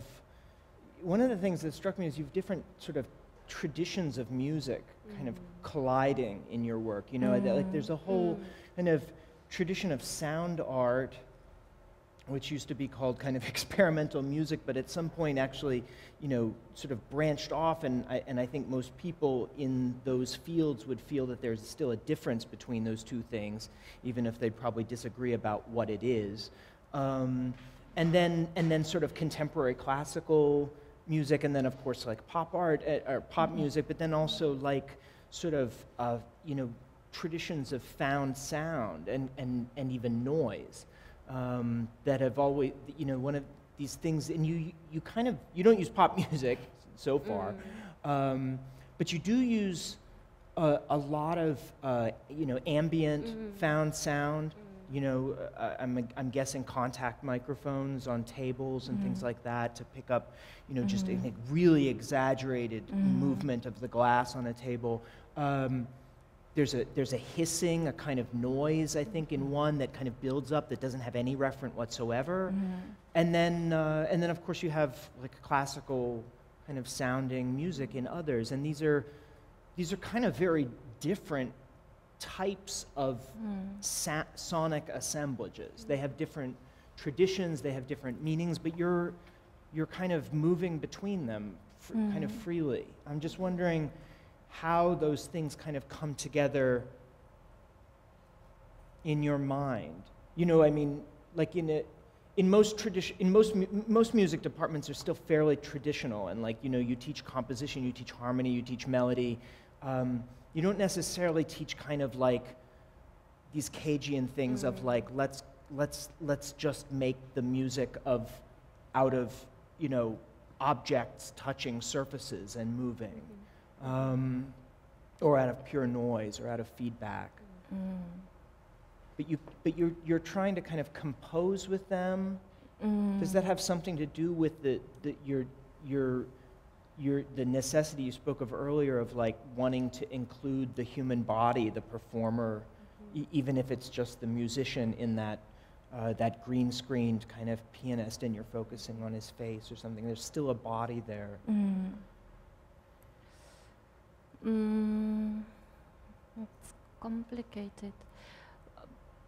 But in terms of combining this classical idea of music and new idea of music, perhaps maybe because I used to be player, but now I'm outside observing the player, and I'm more focused on the physical effects. And while I see pianists playing piano, I listen to music, but also I hear other sound, for example, pushing pedal, or like you move your gesture, and then now I can hear that, maybe.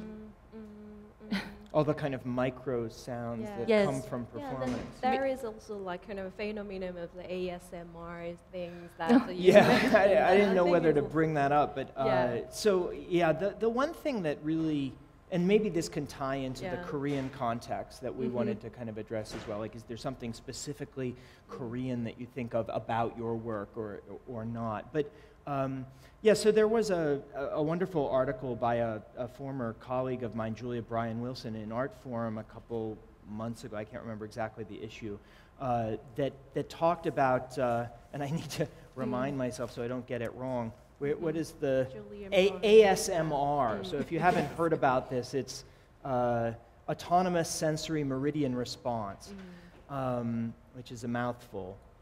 But basically it's a kind of, for those of you who don't know it, it's a kind of whole exploding genre of video on YouTube and kind of everywhere on the internet now that maybe started in Korea or Japan. I'm not sure. It seems to be. It's really popular. But it's extremely popular there. Yeah. And it's basically it's all about, and we're talking like hundreds of thousands of videos made by thousands of users and stuff.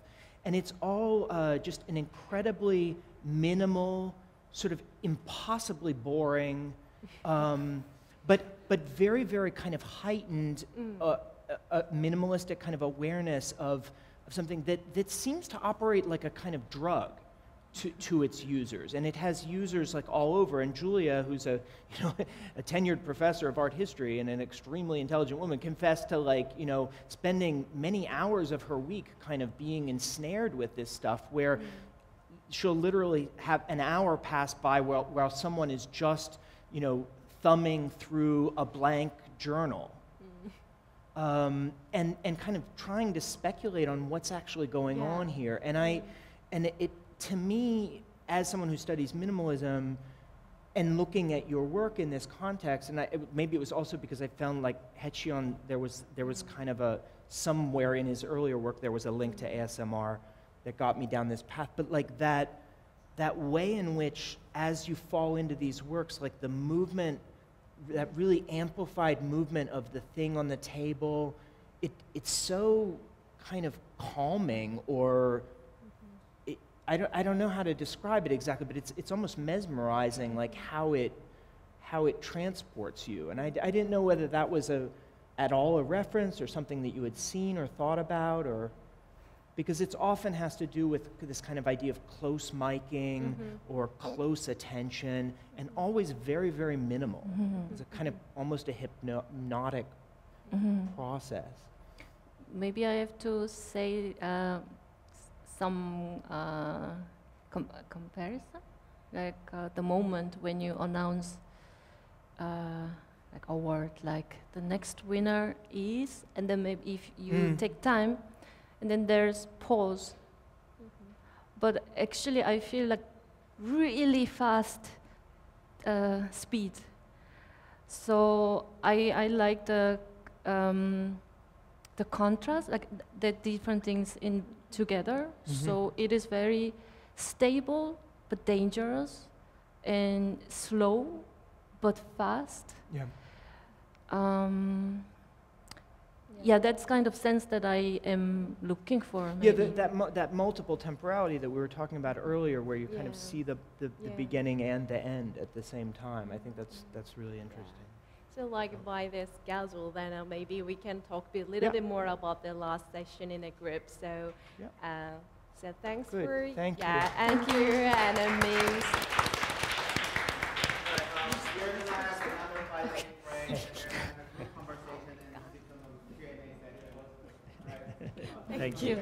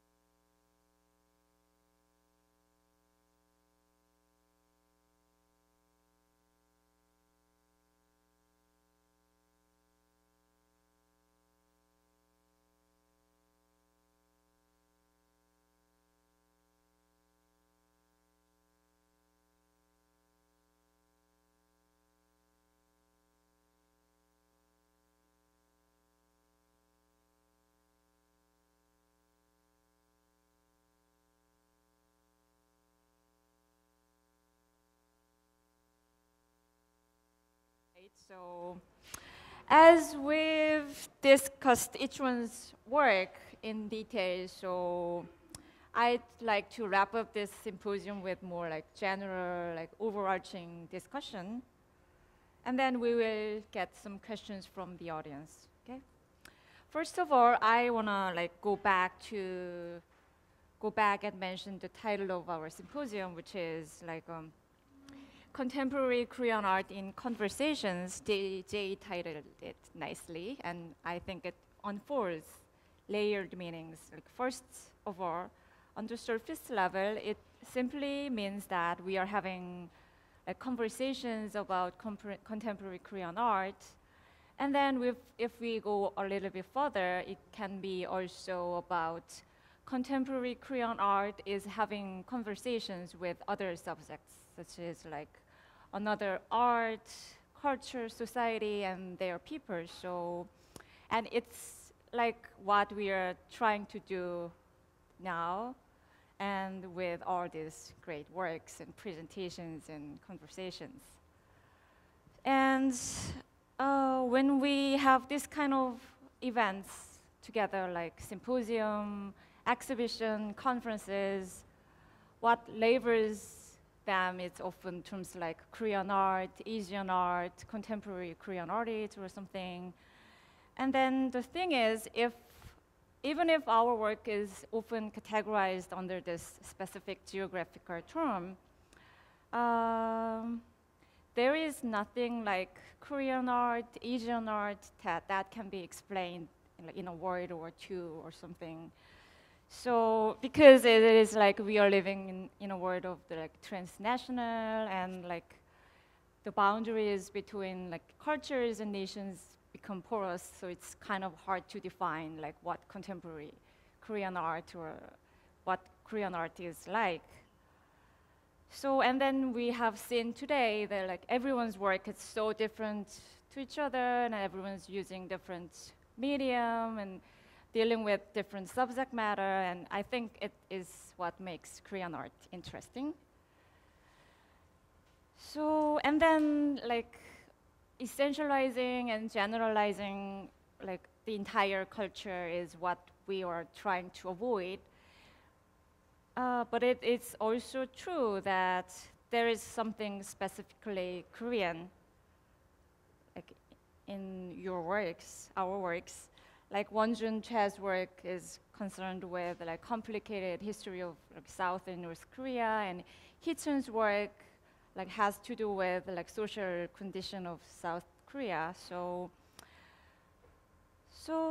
this sort of unique national history and like national condition can be expanded into more like universal dimension, and it is why Korean art can be understood like in a more broad context. So making and discussing contemporary Korean art is having conversations and negotiations with different cultures, societies, nations, while dealing with its own history, like history, culture, and society. Yeah, so this is what I thought about the title of our symposium, and before I get to like serious, I'll pass my microphone to the presenters. So what I want to ask is, like, as we have discussed how much we are connected to each other, I want to like address some more your experiences of working in different culture circumstances. So other than just your work, as we have many like international students and people who are interested in Korean art, I thought it might be interesting to hear your like personal stories and like experiences of like working in different cultures. So you can just share anything.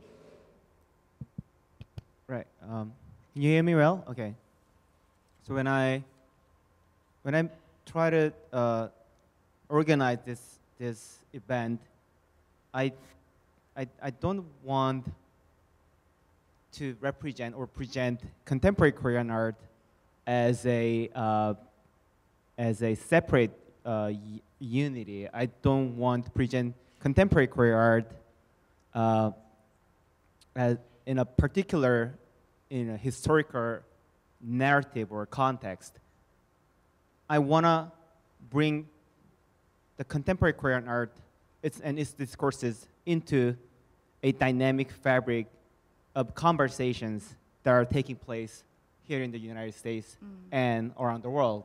And I assume that you might wonder why Andrew Yulowski was here, or why Xiaoyu anywhere here, why Ally was here. And I hope at the end of the conversation, I hope you can realize actually, the discourses that is happening in South Korea can be well matched what is happening here in the United States.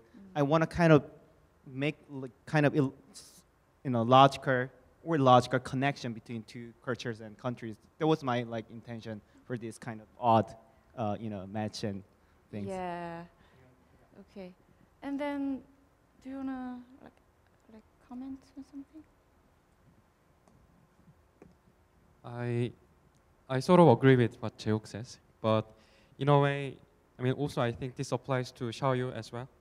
That, I mean, we don't want to essentialize or generalize ourselves as Korean contemporary or Chinese contemporary, but in a way, to start a conversation, we kind of have to essentialize ourselves in a way. I mean, for example, we got a little bit of support because we are doing Korean contemporary art symposium here. And Xiaoyu's exhibition can be maybe can be organized by saying that, I mean, although we don't want to do this, but we have to somewhere on our document paperwork saying that this is Chinese art project or Korean contemporary art conversation. So maybe, I don't know, maybe Andrew might say something about it. I think that we've been having a conversation, not us, but the larger us has been having a conversation between the local and the global for some time now. I mean, some decades. That's been evolving, but I don't think that it risks essentialization, just to affirm the situatedness of a practice, right? I mean, that just makes sense. I mean, Hichon's work, to me, is so much embedded in not just the Korean context, but the context of Seoul, and its specific history. We were talking in Chicago about how small Seoul is in the center, about how close by all of these galleries are, and why a protest in the center of Seoul of 1 million or 2 million people means something very different than even a protest in New York. I mean, Seoul is 3 times the density of Manhattan. And, in New York City, although, of course, as New Yorkers, we think of ourselves as the center of the universe, if we got a large protest here, like we do all the time, most of America just doesn't care, because we're not the capital of America. And even if it happens in Washington, D.C., largely still people don't care, because America is huge, and it's incredibly diffuse. We have many, many different regions, and there's no kind of center. Whereas Seoul, of course you have a city-country dialectic, but Seoul is the capital. It is the central city. If there is a massive, massive protest downtown, things are very, very much, there are possibilities there that there aren't. And similarly, I think something like Sleigh Ride Chill is what I saw at first at Media City Seoul. I've seen it several times since then in lesser conditions. But what struck me as so interesting. Can I have both? I want to get a stereo image. What struck me as so interesting about that is it's so situated in Seoul. It's so situated in you know, what used to be like, you know, the cell phone technology, like studies. But then it seems to be like open out onto all of these global questions that that everyone is facing. So you know, and a lot of these works, I think, of the best work does that kind of that balance, and so it's not an either or for me.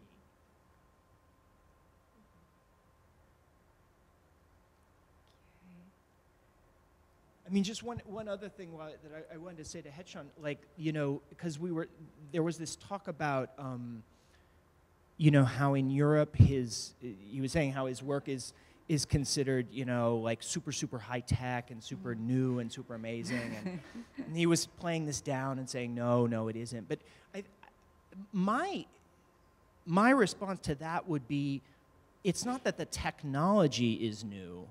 It's the use of the technology for a practice of video art or contemporary media art that seems new. And I think it is new. I mean, having a video game and having that kind of questioning of immersivity, you know, academics don't still like to acknowledge the existence of video games, much less like subject them to philosophical analysis. So there's that element to it, I think, that's really interesting. And of course, the way that the video game, the immersivity of the video game is linked to the immersivity of that ride in the tunnel, is linked to this immersivity of being constantly connected through the cell phone, the K-Talk kind of network, and not feeling like there's, you know, and the problems of agency that come in. And again, it's specific to the Korean sort of that particular mobile carrier,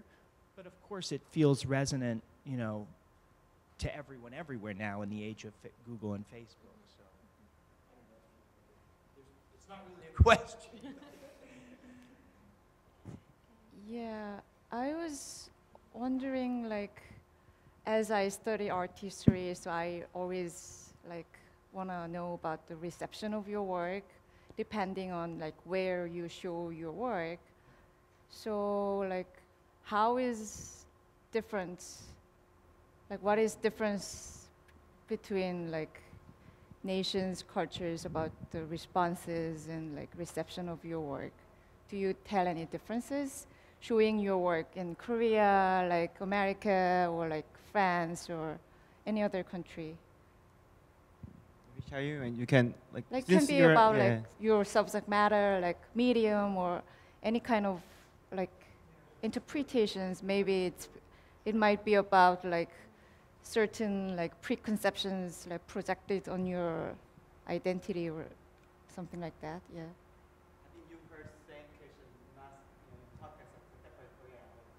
Yeah, I was about to like, ask you. Okay, because I thought it would be more of a question for the artists, but maybe. No. It's interesting because I think for the project that I'm in charge of at the museum right now, there is an expectation of how does it project back to China, right? So it's the other way around. You have the project shown here to a New York audience, or you can say a tourist audience, international audience that are formed mostly tourism, who actually goes to see the architecture of the museum. But then there also has this expectation of how this discourse that is taking place here in the United States projects back to China, and how the artists and critics and community respond to that. For me, I think that has a very problematic understanding of arts and culture, of its utilitarian function, right? And this is it's a pitfall in my understanding. I think Paul Chan says something about his understanding of art is not necessarily something useful or practical or changing people's certain views or making an argument or be convincing or persuasive. So I really think I agree with both sides in terms of how we situate a certain kind of identity-based art, but at the same time, it is a parameter that we're working in. But whether we are agree with this parameter or disagree with this parameter. Maybe it's not so black and white. I would rather think that exhibition making or art making is more of a sort of poetic resistance. The resistance is there, but it's not so obvious. Or I really like the term poetic confusion. What if we're confused, but at the same time it's a very beautiful romantic or sensationalized feeling or kind of knowledge production that is not necessarily to convince you. I also think a lot about sort of how poetry can become a form of revolution that is to train your mind to think about something outside of this rational thinking that I earlier mentioned, why it has to make sense in certain ways. You have to step out of your comfort zone and train it to think in different modes. And this is pretty much, I hope, my work and practice can be meaningful in certain ways and how it could connect with artistic practice. And in terms of the reception of my work outside of here or China, I don't quite think too much about it. I think I'm interested in the debate and discussion. And I feel there is always a projection of certain identity on you, whether you are Chinese art curator or a Asian woman or a, I don't know, privileged cultural intellectual. Or there's always this labels that people are trying to put on you, but I guess you kind of, it's not fixed to one thing. Yeah, you have like multiple roles. Sure. This is a question for both the artists and the curators, whoever might be interested in answering it. Both in Korea and in Chinese art, a contemporary art of both these regions, the question of state support, the question of private kind of company or industry support, and the question of censorship and kind of dissident art. So, I mean, I was reading in the New York Times today the story about the deposed prime minister of Korea, and the links and the ways that they were describing the censorship of art under her. So, one of the horrible things about America is there's basically almost no state support for the arts. On the other hand, the blessing is, in some ways at least, a curse, or the curse is in some ways at least a blessing, because when you do rely on state support so much, then of course the state has its agendas and it has its, at least sometimes, it wants what it wants and it doesn't want what it doesn't want. And so I'm just wondering if any of you wanted to speak about the pressure or lack of pressure that you've felt, working as an artist, working as a curator, either creating works or gathering up works for an exhibition in terms of what you can and can't say, what you can and can't do, or just whether this affects you at all or think it might affect you in some ways. That's just an open question. I mean, artists here are all like a kind of prize winner and recipients, so yeah.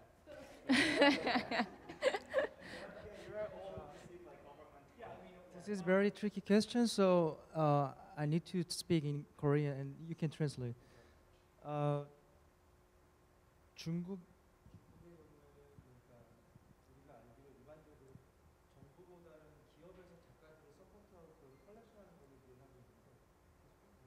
like when it comes, as far as Wonjun knows, Chinese in Chinese art scene, actually, like there are a lot of private museums and private, organizations that fund like contemporary art practices. On the other hand, rather than government. Rather than like receiving government fund and government support.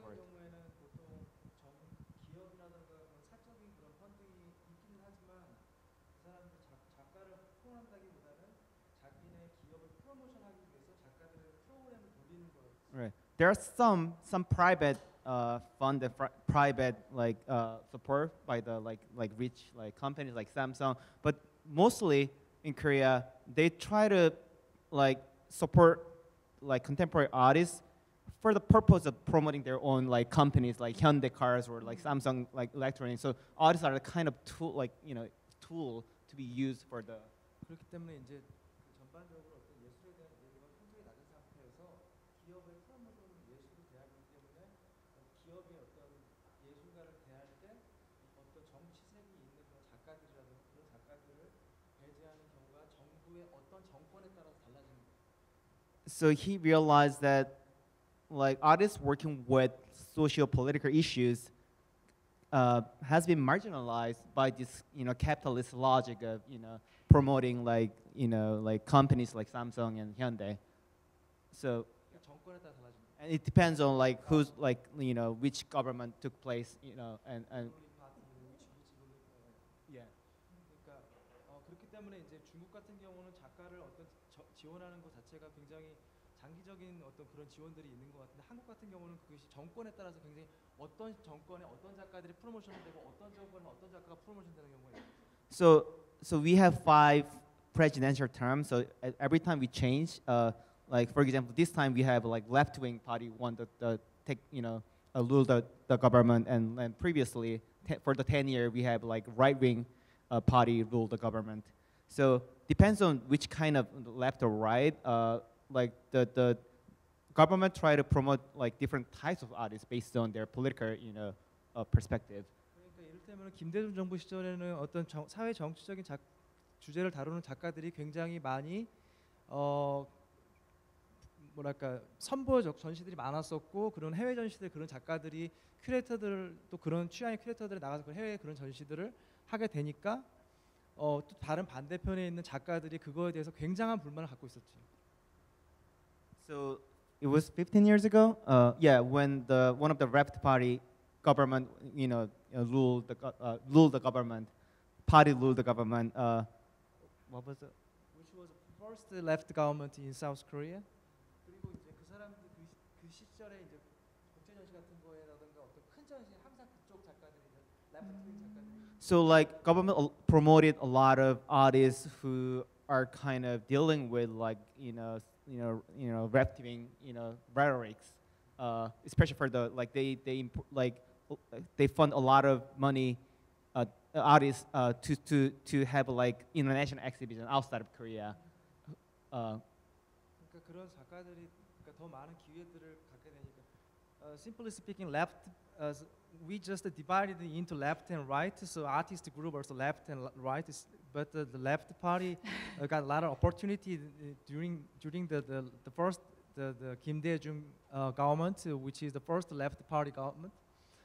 So now after that the Park Geun-hye, who is now in the jail, and she during her the era the left party left the artist 그러니까 뭐라 그러지 많은 것들 그러니까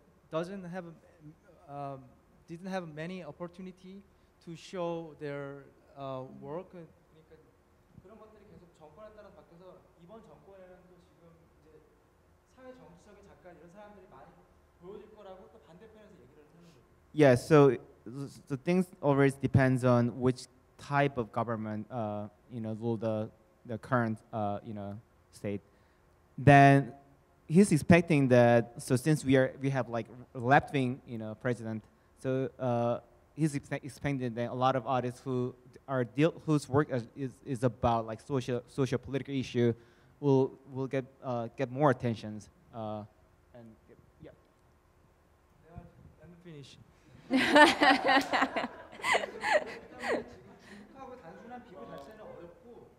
So therefore, it is not easy to just simply compare between the Korea and China.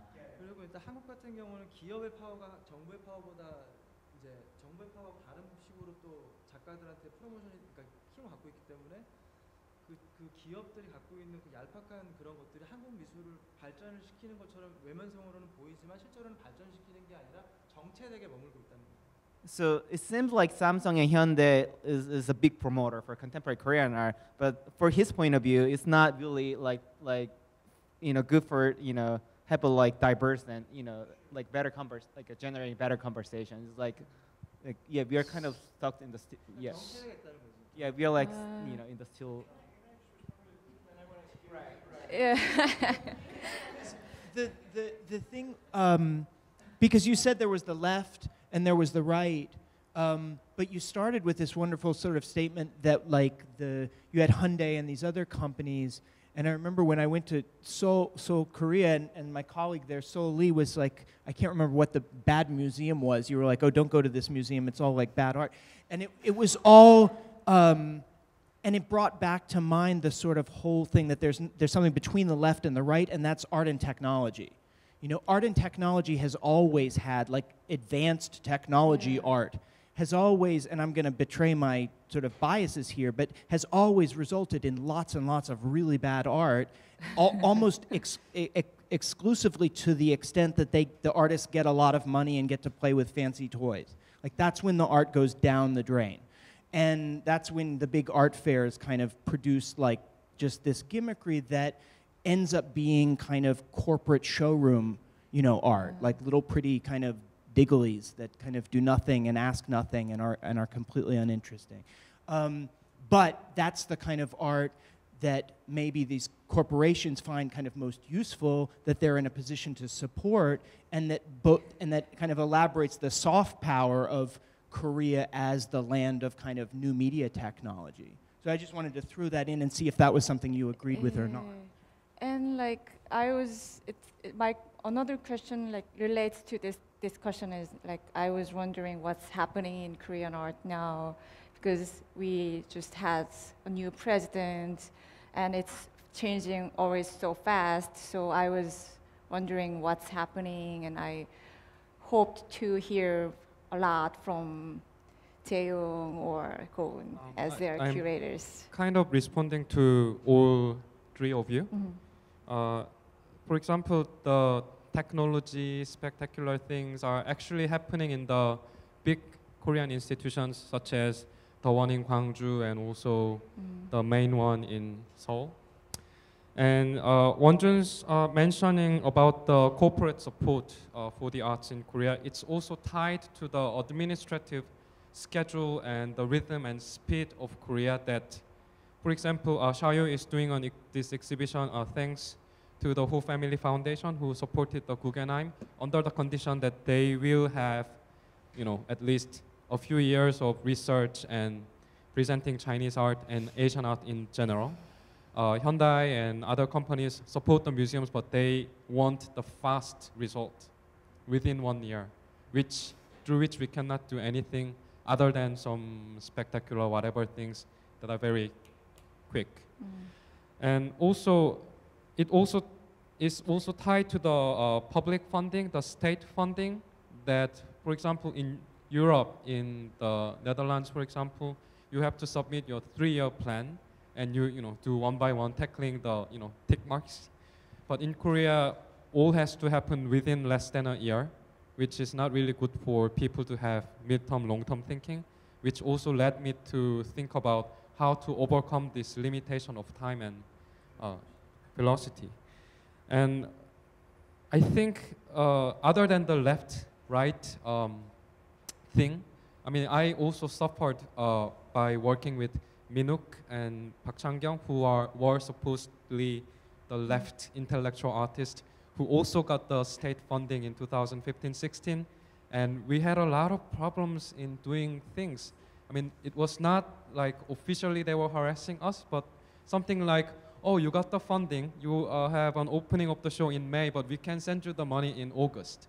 Kind of, they were just messing us up. So, but in any case, other than this political division and pressure, I think there has been a general drive in the cultural administrative direction that there's a more promotion of market, there's more promotion of neoliberal idea that rather than supporting artists and artistic projects, or maybe we can facilitate the market so that each artists as individuals can stand up by themselves and make themselves great again. But this happens in a way that for example, in Korea right now, young artists are very much informed of making small goods, small works, and small exchange markets. But why is that happening? Because there has been a policy to give a big sum of money to artists who are organizing a market. So then artists find an opportunity that, they have money, we do something that corresponds to that, we can do whatever we want to do under that frame. But in a bigger picture, that is kind of corresponding to the, somebody set the direction. And then it's becoming... So it's like the market has been individualized and... No, I mean, the government sets a direction that let's facilitate the market. After one job, you'll have... yeah, pass to the audience. 그러니까 이게 정부가 그거를 기금이 많다 보니까 정책을 거기에 작가한테 어플라이하는 정책을 그러면서 그걸 받아서 해야 되니까 뭐 어쨌든 시장 활성화가 안 되고 그러니까 중국하고 아까 처음에 얘기해서 돌아가 중국하고 얘기했을 경우에 시장의 활성화가 될 가능성이 한국은 굉장히 적기 때문에 앞으로도 그런 면에서 한국 미술의 발전이 이루어질 가능성은 굉장히 낮고 다만 젊은 작가들이 그 펀딩을 받아서 하는 어떤 그런 일본의 젊은 작가들의 분들만 계속해서 나오고 올라가지 못하고 나이가 들면서 좀 사라지면서 한마디로 현대 미술이 한국 가서 정체가 된다. So Wonjun says a lot of young, not just young, but Korean artists, depend on depend on the government fund. So they have to prepare grant proposal every year, and so but they don't. He's saying that there are not much potential in art market to grow further. So we're kind of there's not much things to change. So because of this kind of governmental funding system, and artists only depends on this rotating system, and I'd like to get some questions from the audience. We still have a couple of minutes. If you have any questions, please feel free to ask. Any questions? You mentioned there are artists from close to right wing and left wing. So hi. Okay.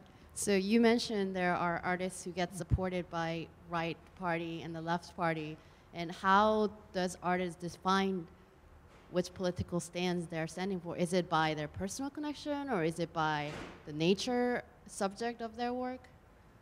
이제 그거는 좀 내가 극단적인 표현을 한 건데 요즘에는 그게 굉장히 뉴트럴라이즈된 상태지만 옛날에 내가 처음에 시작했던 1997년도에 내가 아트를 시작을 했는데 그때는 분명히 그렇게 존재를 했었고 어느 포지션을 내가 택해야 됐는데 Well, nowadays it seems like more, it's not really that much, it's like a blurred zone today. There is a blurred zone between the right and or left. But in the 1997, when he started his career as an artist, he definitely saw a lot of far right kind of subject matter or far left, types of left intellectual artists. So it seems like there are a lot of gap in the 1997, but nowadays it seems kind of blurred.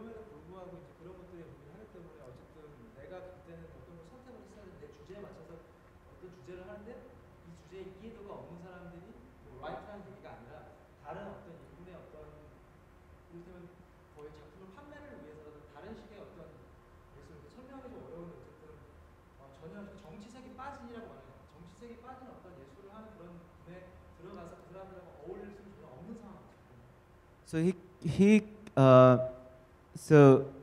he couldn't. He has kind of forced to, not forced, but he couldn't. There's a kind of group of artists who produce not non-political work, which, for example, like abstract painting or Tanseka, you may like recall, but yeah, he couldn't really like, have a be in that engaged in this kind of group, or he couldn't really have a conversation with them. 자연스럽게 그런 사람들이 아닌 사람들하고 어울리다 보니까 그 사람들이 사회미술이라는 걸 하는 사람들의 후배들이었는데 거기서 영향을 많이 받거든요. So for those who are not, whose work is not related, this kind of non-political, art, naturally became like gathered together with like the artists in the maybe 60s and 70s, what they call like 민중미술, which is like politically oriented, art movement. But even in recently, last year when we finally had the blacklist published by the newspapers, people, took a look at who was on the list actually. And then some artists, they were listed as the left-wing artists that should not get state funding because of the fact that they were a family member of a, some well-known political figure. So it's not really that, your work has to be leftist to be considered, as leftist artist, if you get what I mean. It's just a mentality of,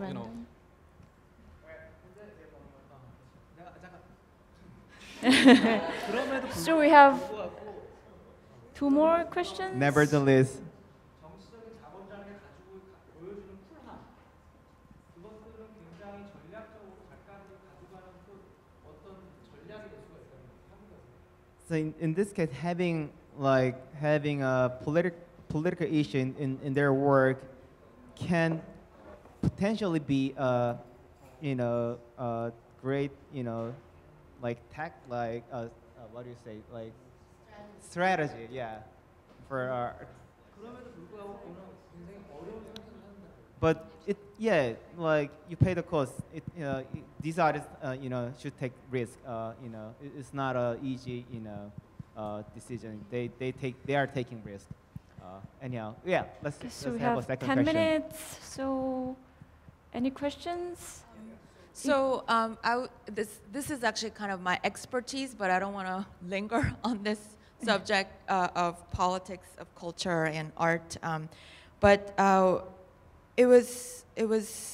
what's striking about yesterday's screening of Sung-Hwan Kim's video and the discussion and today's symposium is that how should I see these very different artists who might probably not share the same circle of friends in Korea, presenting works on the same day in the same space in New York City. And so I've been kind of observing how each artist situates their work within Korea or not. And what struck me on the panel with Isla, is that? Ayla, sorry. S is a mute S. Ayla and Hee-chan's panel today was that how you, Ayla, kind of constructs a history or genealogy kind of your work within Distorto's emphasis on the everyday and tactical media, which certainly has a longer history, like half a century kind of history in contemporary art. Whereas Hee-chan, like when you situate your work, you kind of describe your kind of context as a very contemporary moment. So like a technology that has just become outdated, that has just left the hands of the professionals. So, and I feel like I also kind of see that in Andrew's conversation with Min, that Andrew, like, as a historian, right, of art, that you kept bringing up these points of comparison with historical precedents, whether in Korea or not. And I think as an artist, I mean, you emphasize your previous training as a pianist or a performer. So I thought that dynamic was really interesting, and how we can all think about a temporality of the situatedness in analyzing works. I don't want to say Korean art, but like works of you, specifically. Okay. I would love to hear from Ayla as well. Was there? Is this working? Was there a question in there? Sorry, like I Yeah, totally get what you're that's saying. an observation, It was but amazing. What you just said was amazing. yeah, but did you observe that as well, or because I know that you are also in Chicago, right? LA. Oh, LA. Yeah. So she wasn't part of the Chicago. Okay, so I guess your experience is as long as sorry, mine. no, I was not in Chicago, so I just got here. In terms of like situating my own work in context, and to answer earlier questions, I think like I definitely situate myself as an American working with tactical media. I think it's a very like self-aware place because it's all I know in this way. Like I can't really compare myself to a Korean artist like with some awareness as if I know much about Korean art in comparison, right? Like as in I'm working from a place where my subject matter is like some everyday suburban grandma watching TV. So like I think that maybe our contexts are the same in that it's like where we live, what we know, and maybe that's not even that different.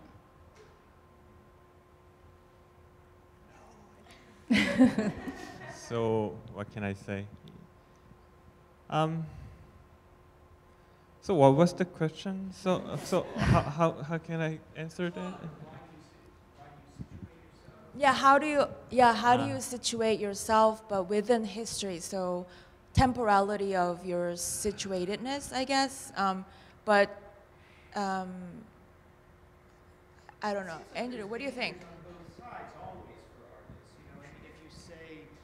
If you say I'm from a history of tactical media, then immediately someone looks and says, well, prove it, or like, what is actually tactical about that? Or, and then they make all these connections. And if you don't claim anything, then, on the other hand, they say, oh, tactical media, I understand it, now I get it completely. And if you don't say anything, then like Hedshon, and you say like, well, I'm just of the present, then you can say sort of, oh, he relates to whatever the hell I think he relates to, but then you also have this dialectic of like, oh, he's not being theoretical or like whatever. So, you're always kind of damned if you do and damned if you don't as an artist in terms of positioning yourself.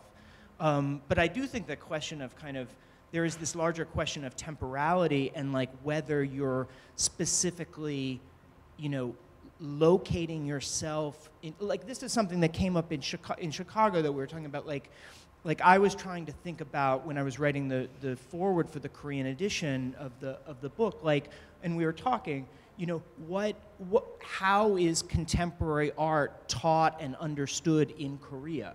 And that's a very complicated, problematic question in a way that I don't think it is in America. I mean, I can just look at art history syllabuses at major universities and art schools, and I can tell you exactly how it's taught. And I know exactly what things are taught and what things aren't taught. It's really pretty standardized across everywhere with very little variation. But like, and there is a canon, and there is a marginalization. But like in Korea, like when we were talking about, like some of these practices just aren't even common knowledge that happened, and others aren't really considered part of or worthy of study. So it seems like it's much more difficult as a contemporary Korean artist to necessarily relate, yourself to a past, period of practice that's longer than maybe, 89 or something like that. Okay. One more question. So you first. Hi. I have a question to you artists. I might be going off on tangent, but since this seems to be like a very international group of artists, do you keep in mind during your creative process the cultural, ethnic backgrounds of the target audience? Who are you speaking to? Like anybody, any? Well, your question is the target ethnic background of audience. Right. So that's kind of like the question. Right. I wanted to go off on that. Yeah, like no one answered. So. And how does it affect you? I mean, yeah. Yeah. I'm gonna answer from your question. 내가 봤을 때는 그러니까 지금 김희천 같은 경우라든가 아니면 김희천 씨라든가 아니면 오민 씨 같은 경우의 작업이 내 작업에 비해서 굉장히 다양한 사람들이 이해를 할 수 있는 좋은 장점들을 갖고 있는데 반면에 또 이제 제 작업 같은 경우는 어떤 특정한 관객들 아니면 사람들이 되게 작업을 볼 때 계속 내가 얘기했지만 북한에 대한 어떤 작업이 아니라 예를 들면 북한에 대한 걸로 인식을 해서 북한이라는 걸로 질문들이 오고 하는 거기 때문에 어떻게 보면 특정한 관객을 내 같은 경우는 이 작품에 대해서 특정한 관객을 내가 만들려고 하지 않는 특정한 관객들이 오는 경우가 Okay, unlike Omin or Hee-chan Kim, Won Jun-che's work is dealing with very specific issues in North Korea and in Africa. So is it beyond his intention, he received a lot of very specified audience and questions about information about North Korea. So it was he didn't intend to have this kind of audience, but somehow his work naturally, get attention from very specific group of people.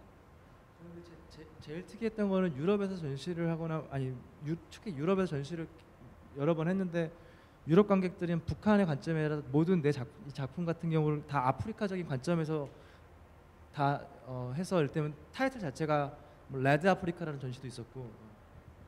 On the other hand, when he showed his work in Europe, and somehow his work is categorized or contextualized within the context of African contemporary art, or African context. So he had a group. He was participating in a group show called Red Africa. That was one of the examples. I think we can have one more question. I think you have, yeah.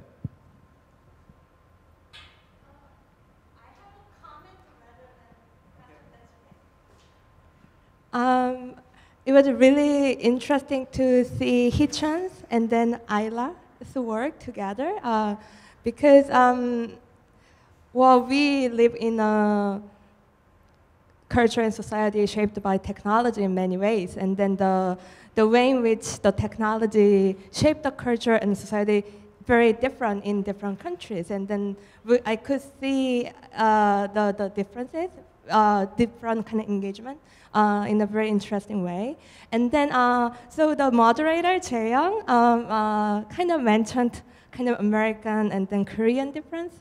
I kind of thought that Isla's work, America has a kind of long history of kind of consumerism, corporate culture, and then the kind of media, kind of tactical media has a kind of that much long history, and then the artists kind of always kind of incorporated that strategy. So your work kind of reminded me like Ant Farm, they used like a kind of automobile, and then in your work, but in a very different way by using the game and the more kind of modern, like a contemporary advanced technology, but kind of differently talking back to that kind of consumer culture. And then, so it was kind of, I thought that the kind of Americanness the Korean audience or audiences in general saw was kind of maybe oriented from that kind of a trajectory of the kind of American art that engaged with that kind of culture.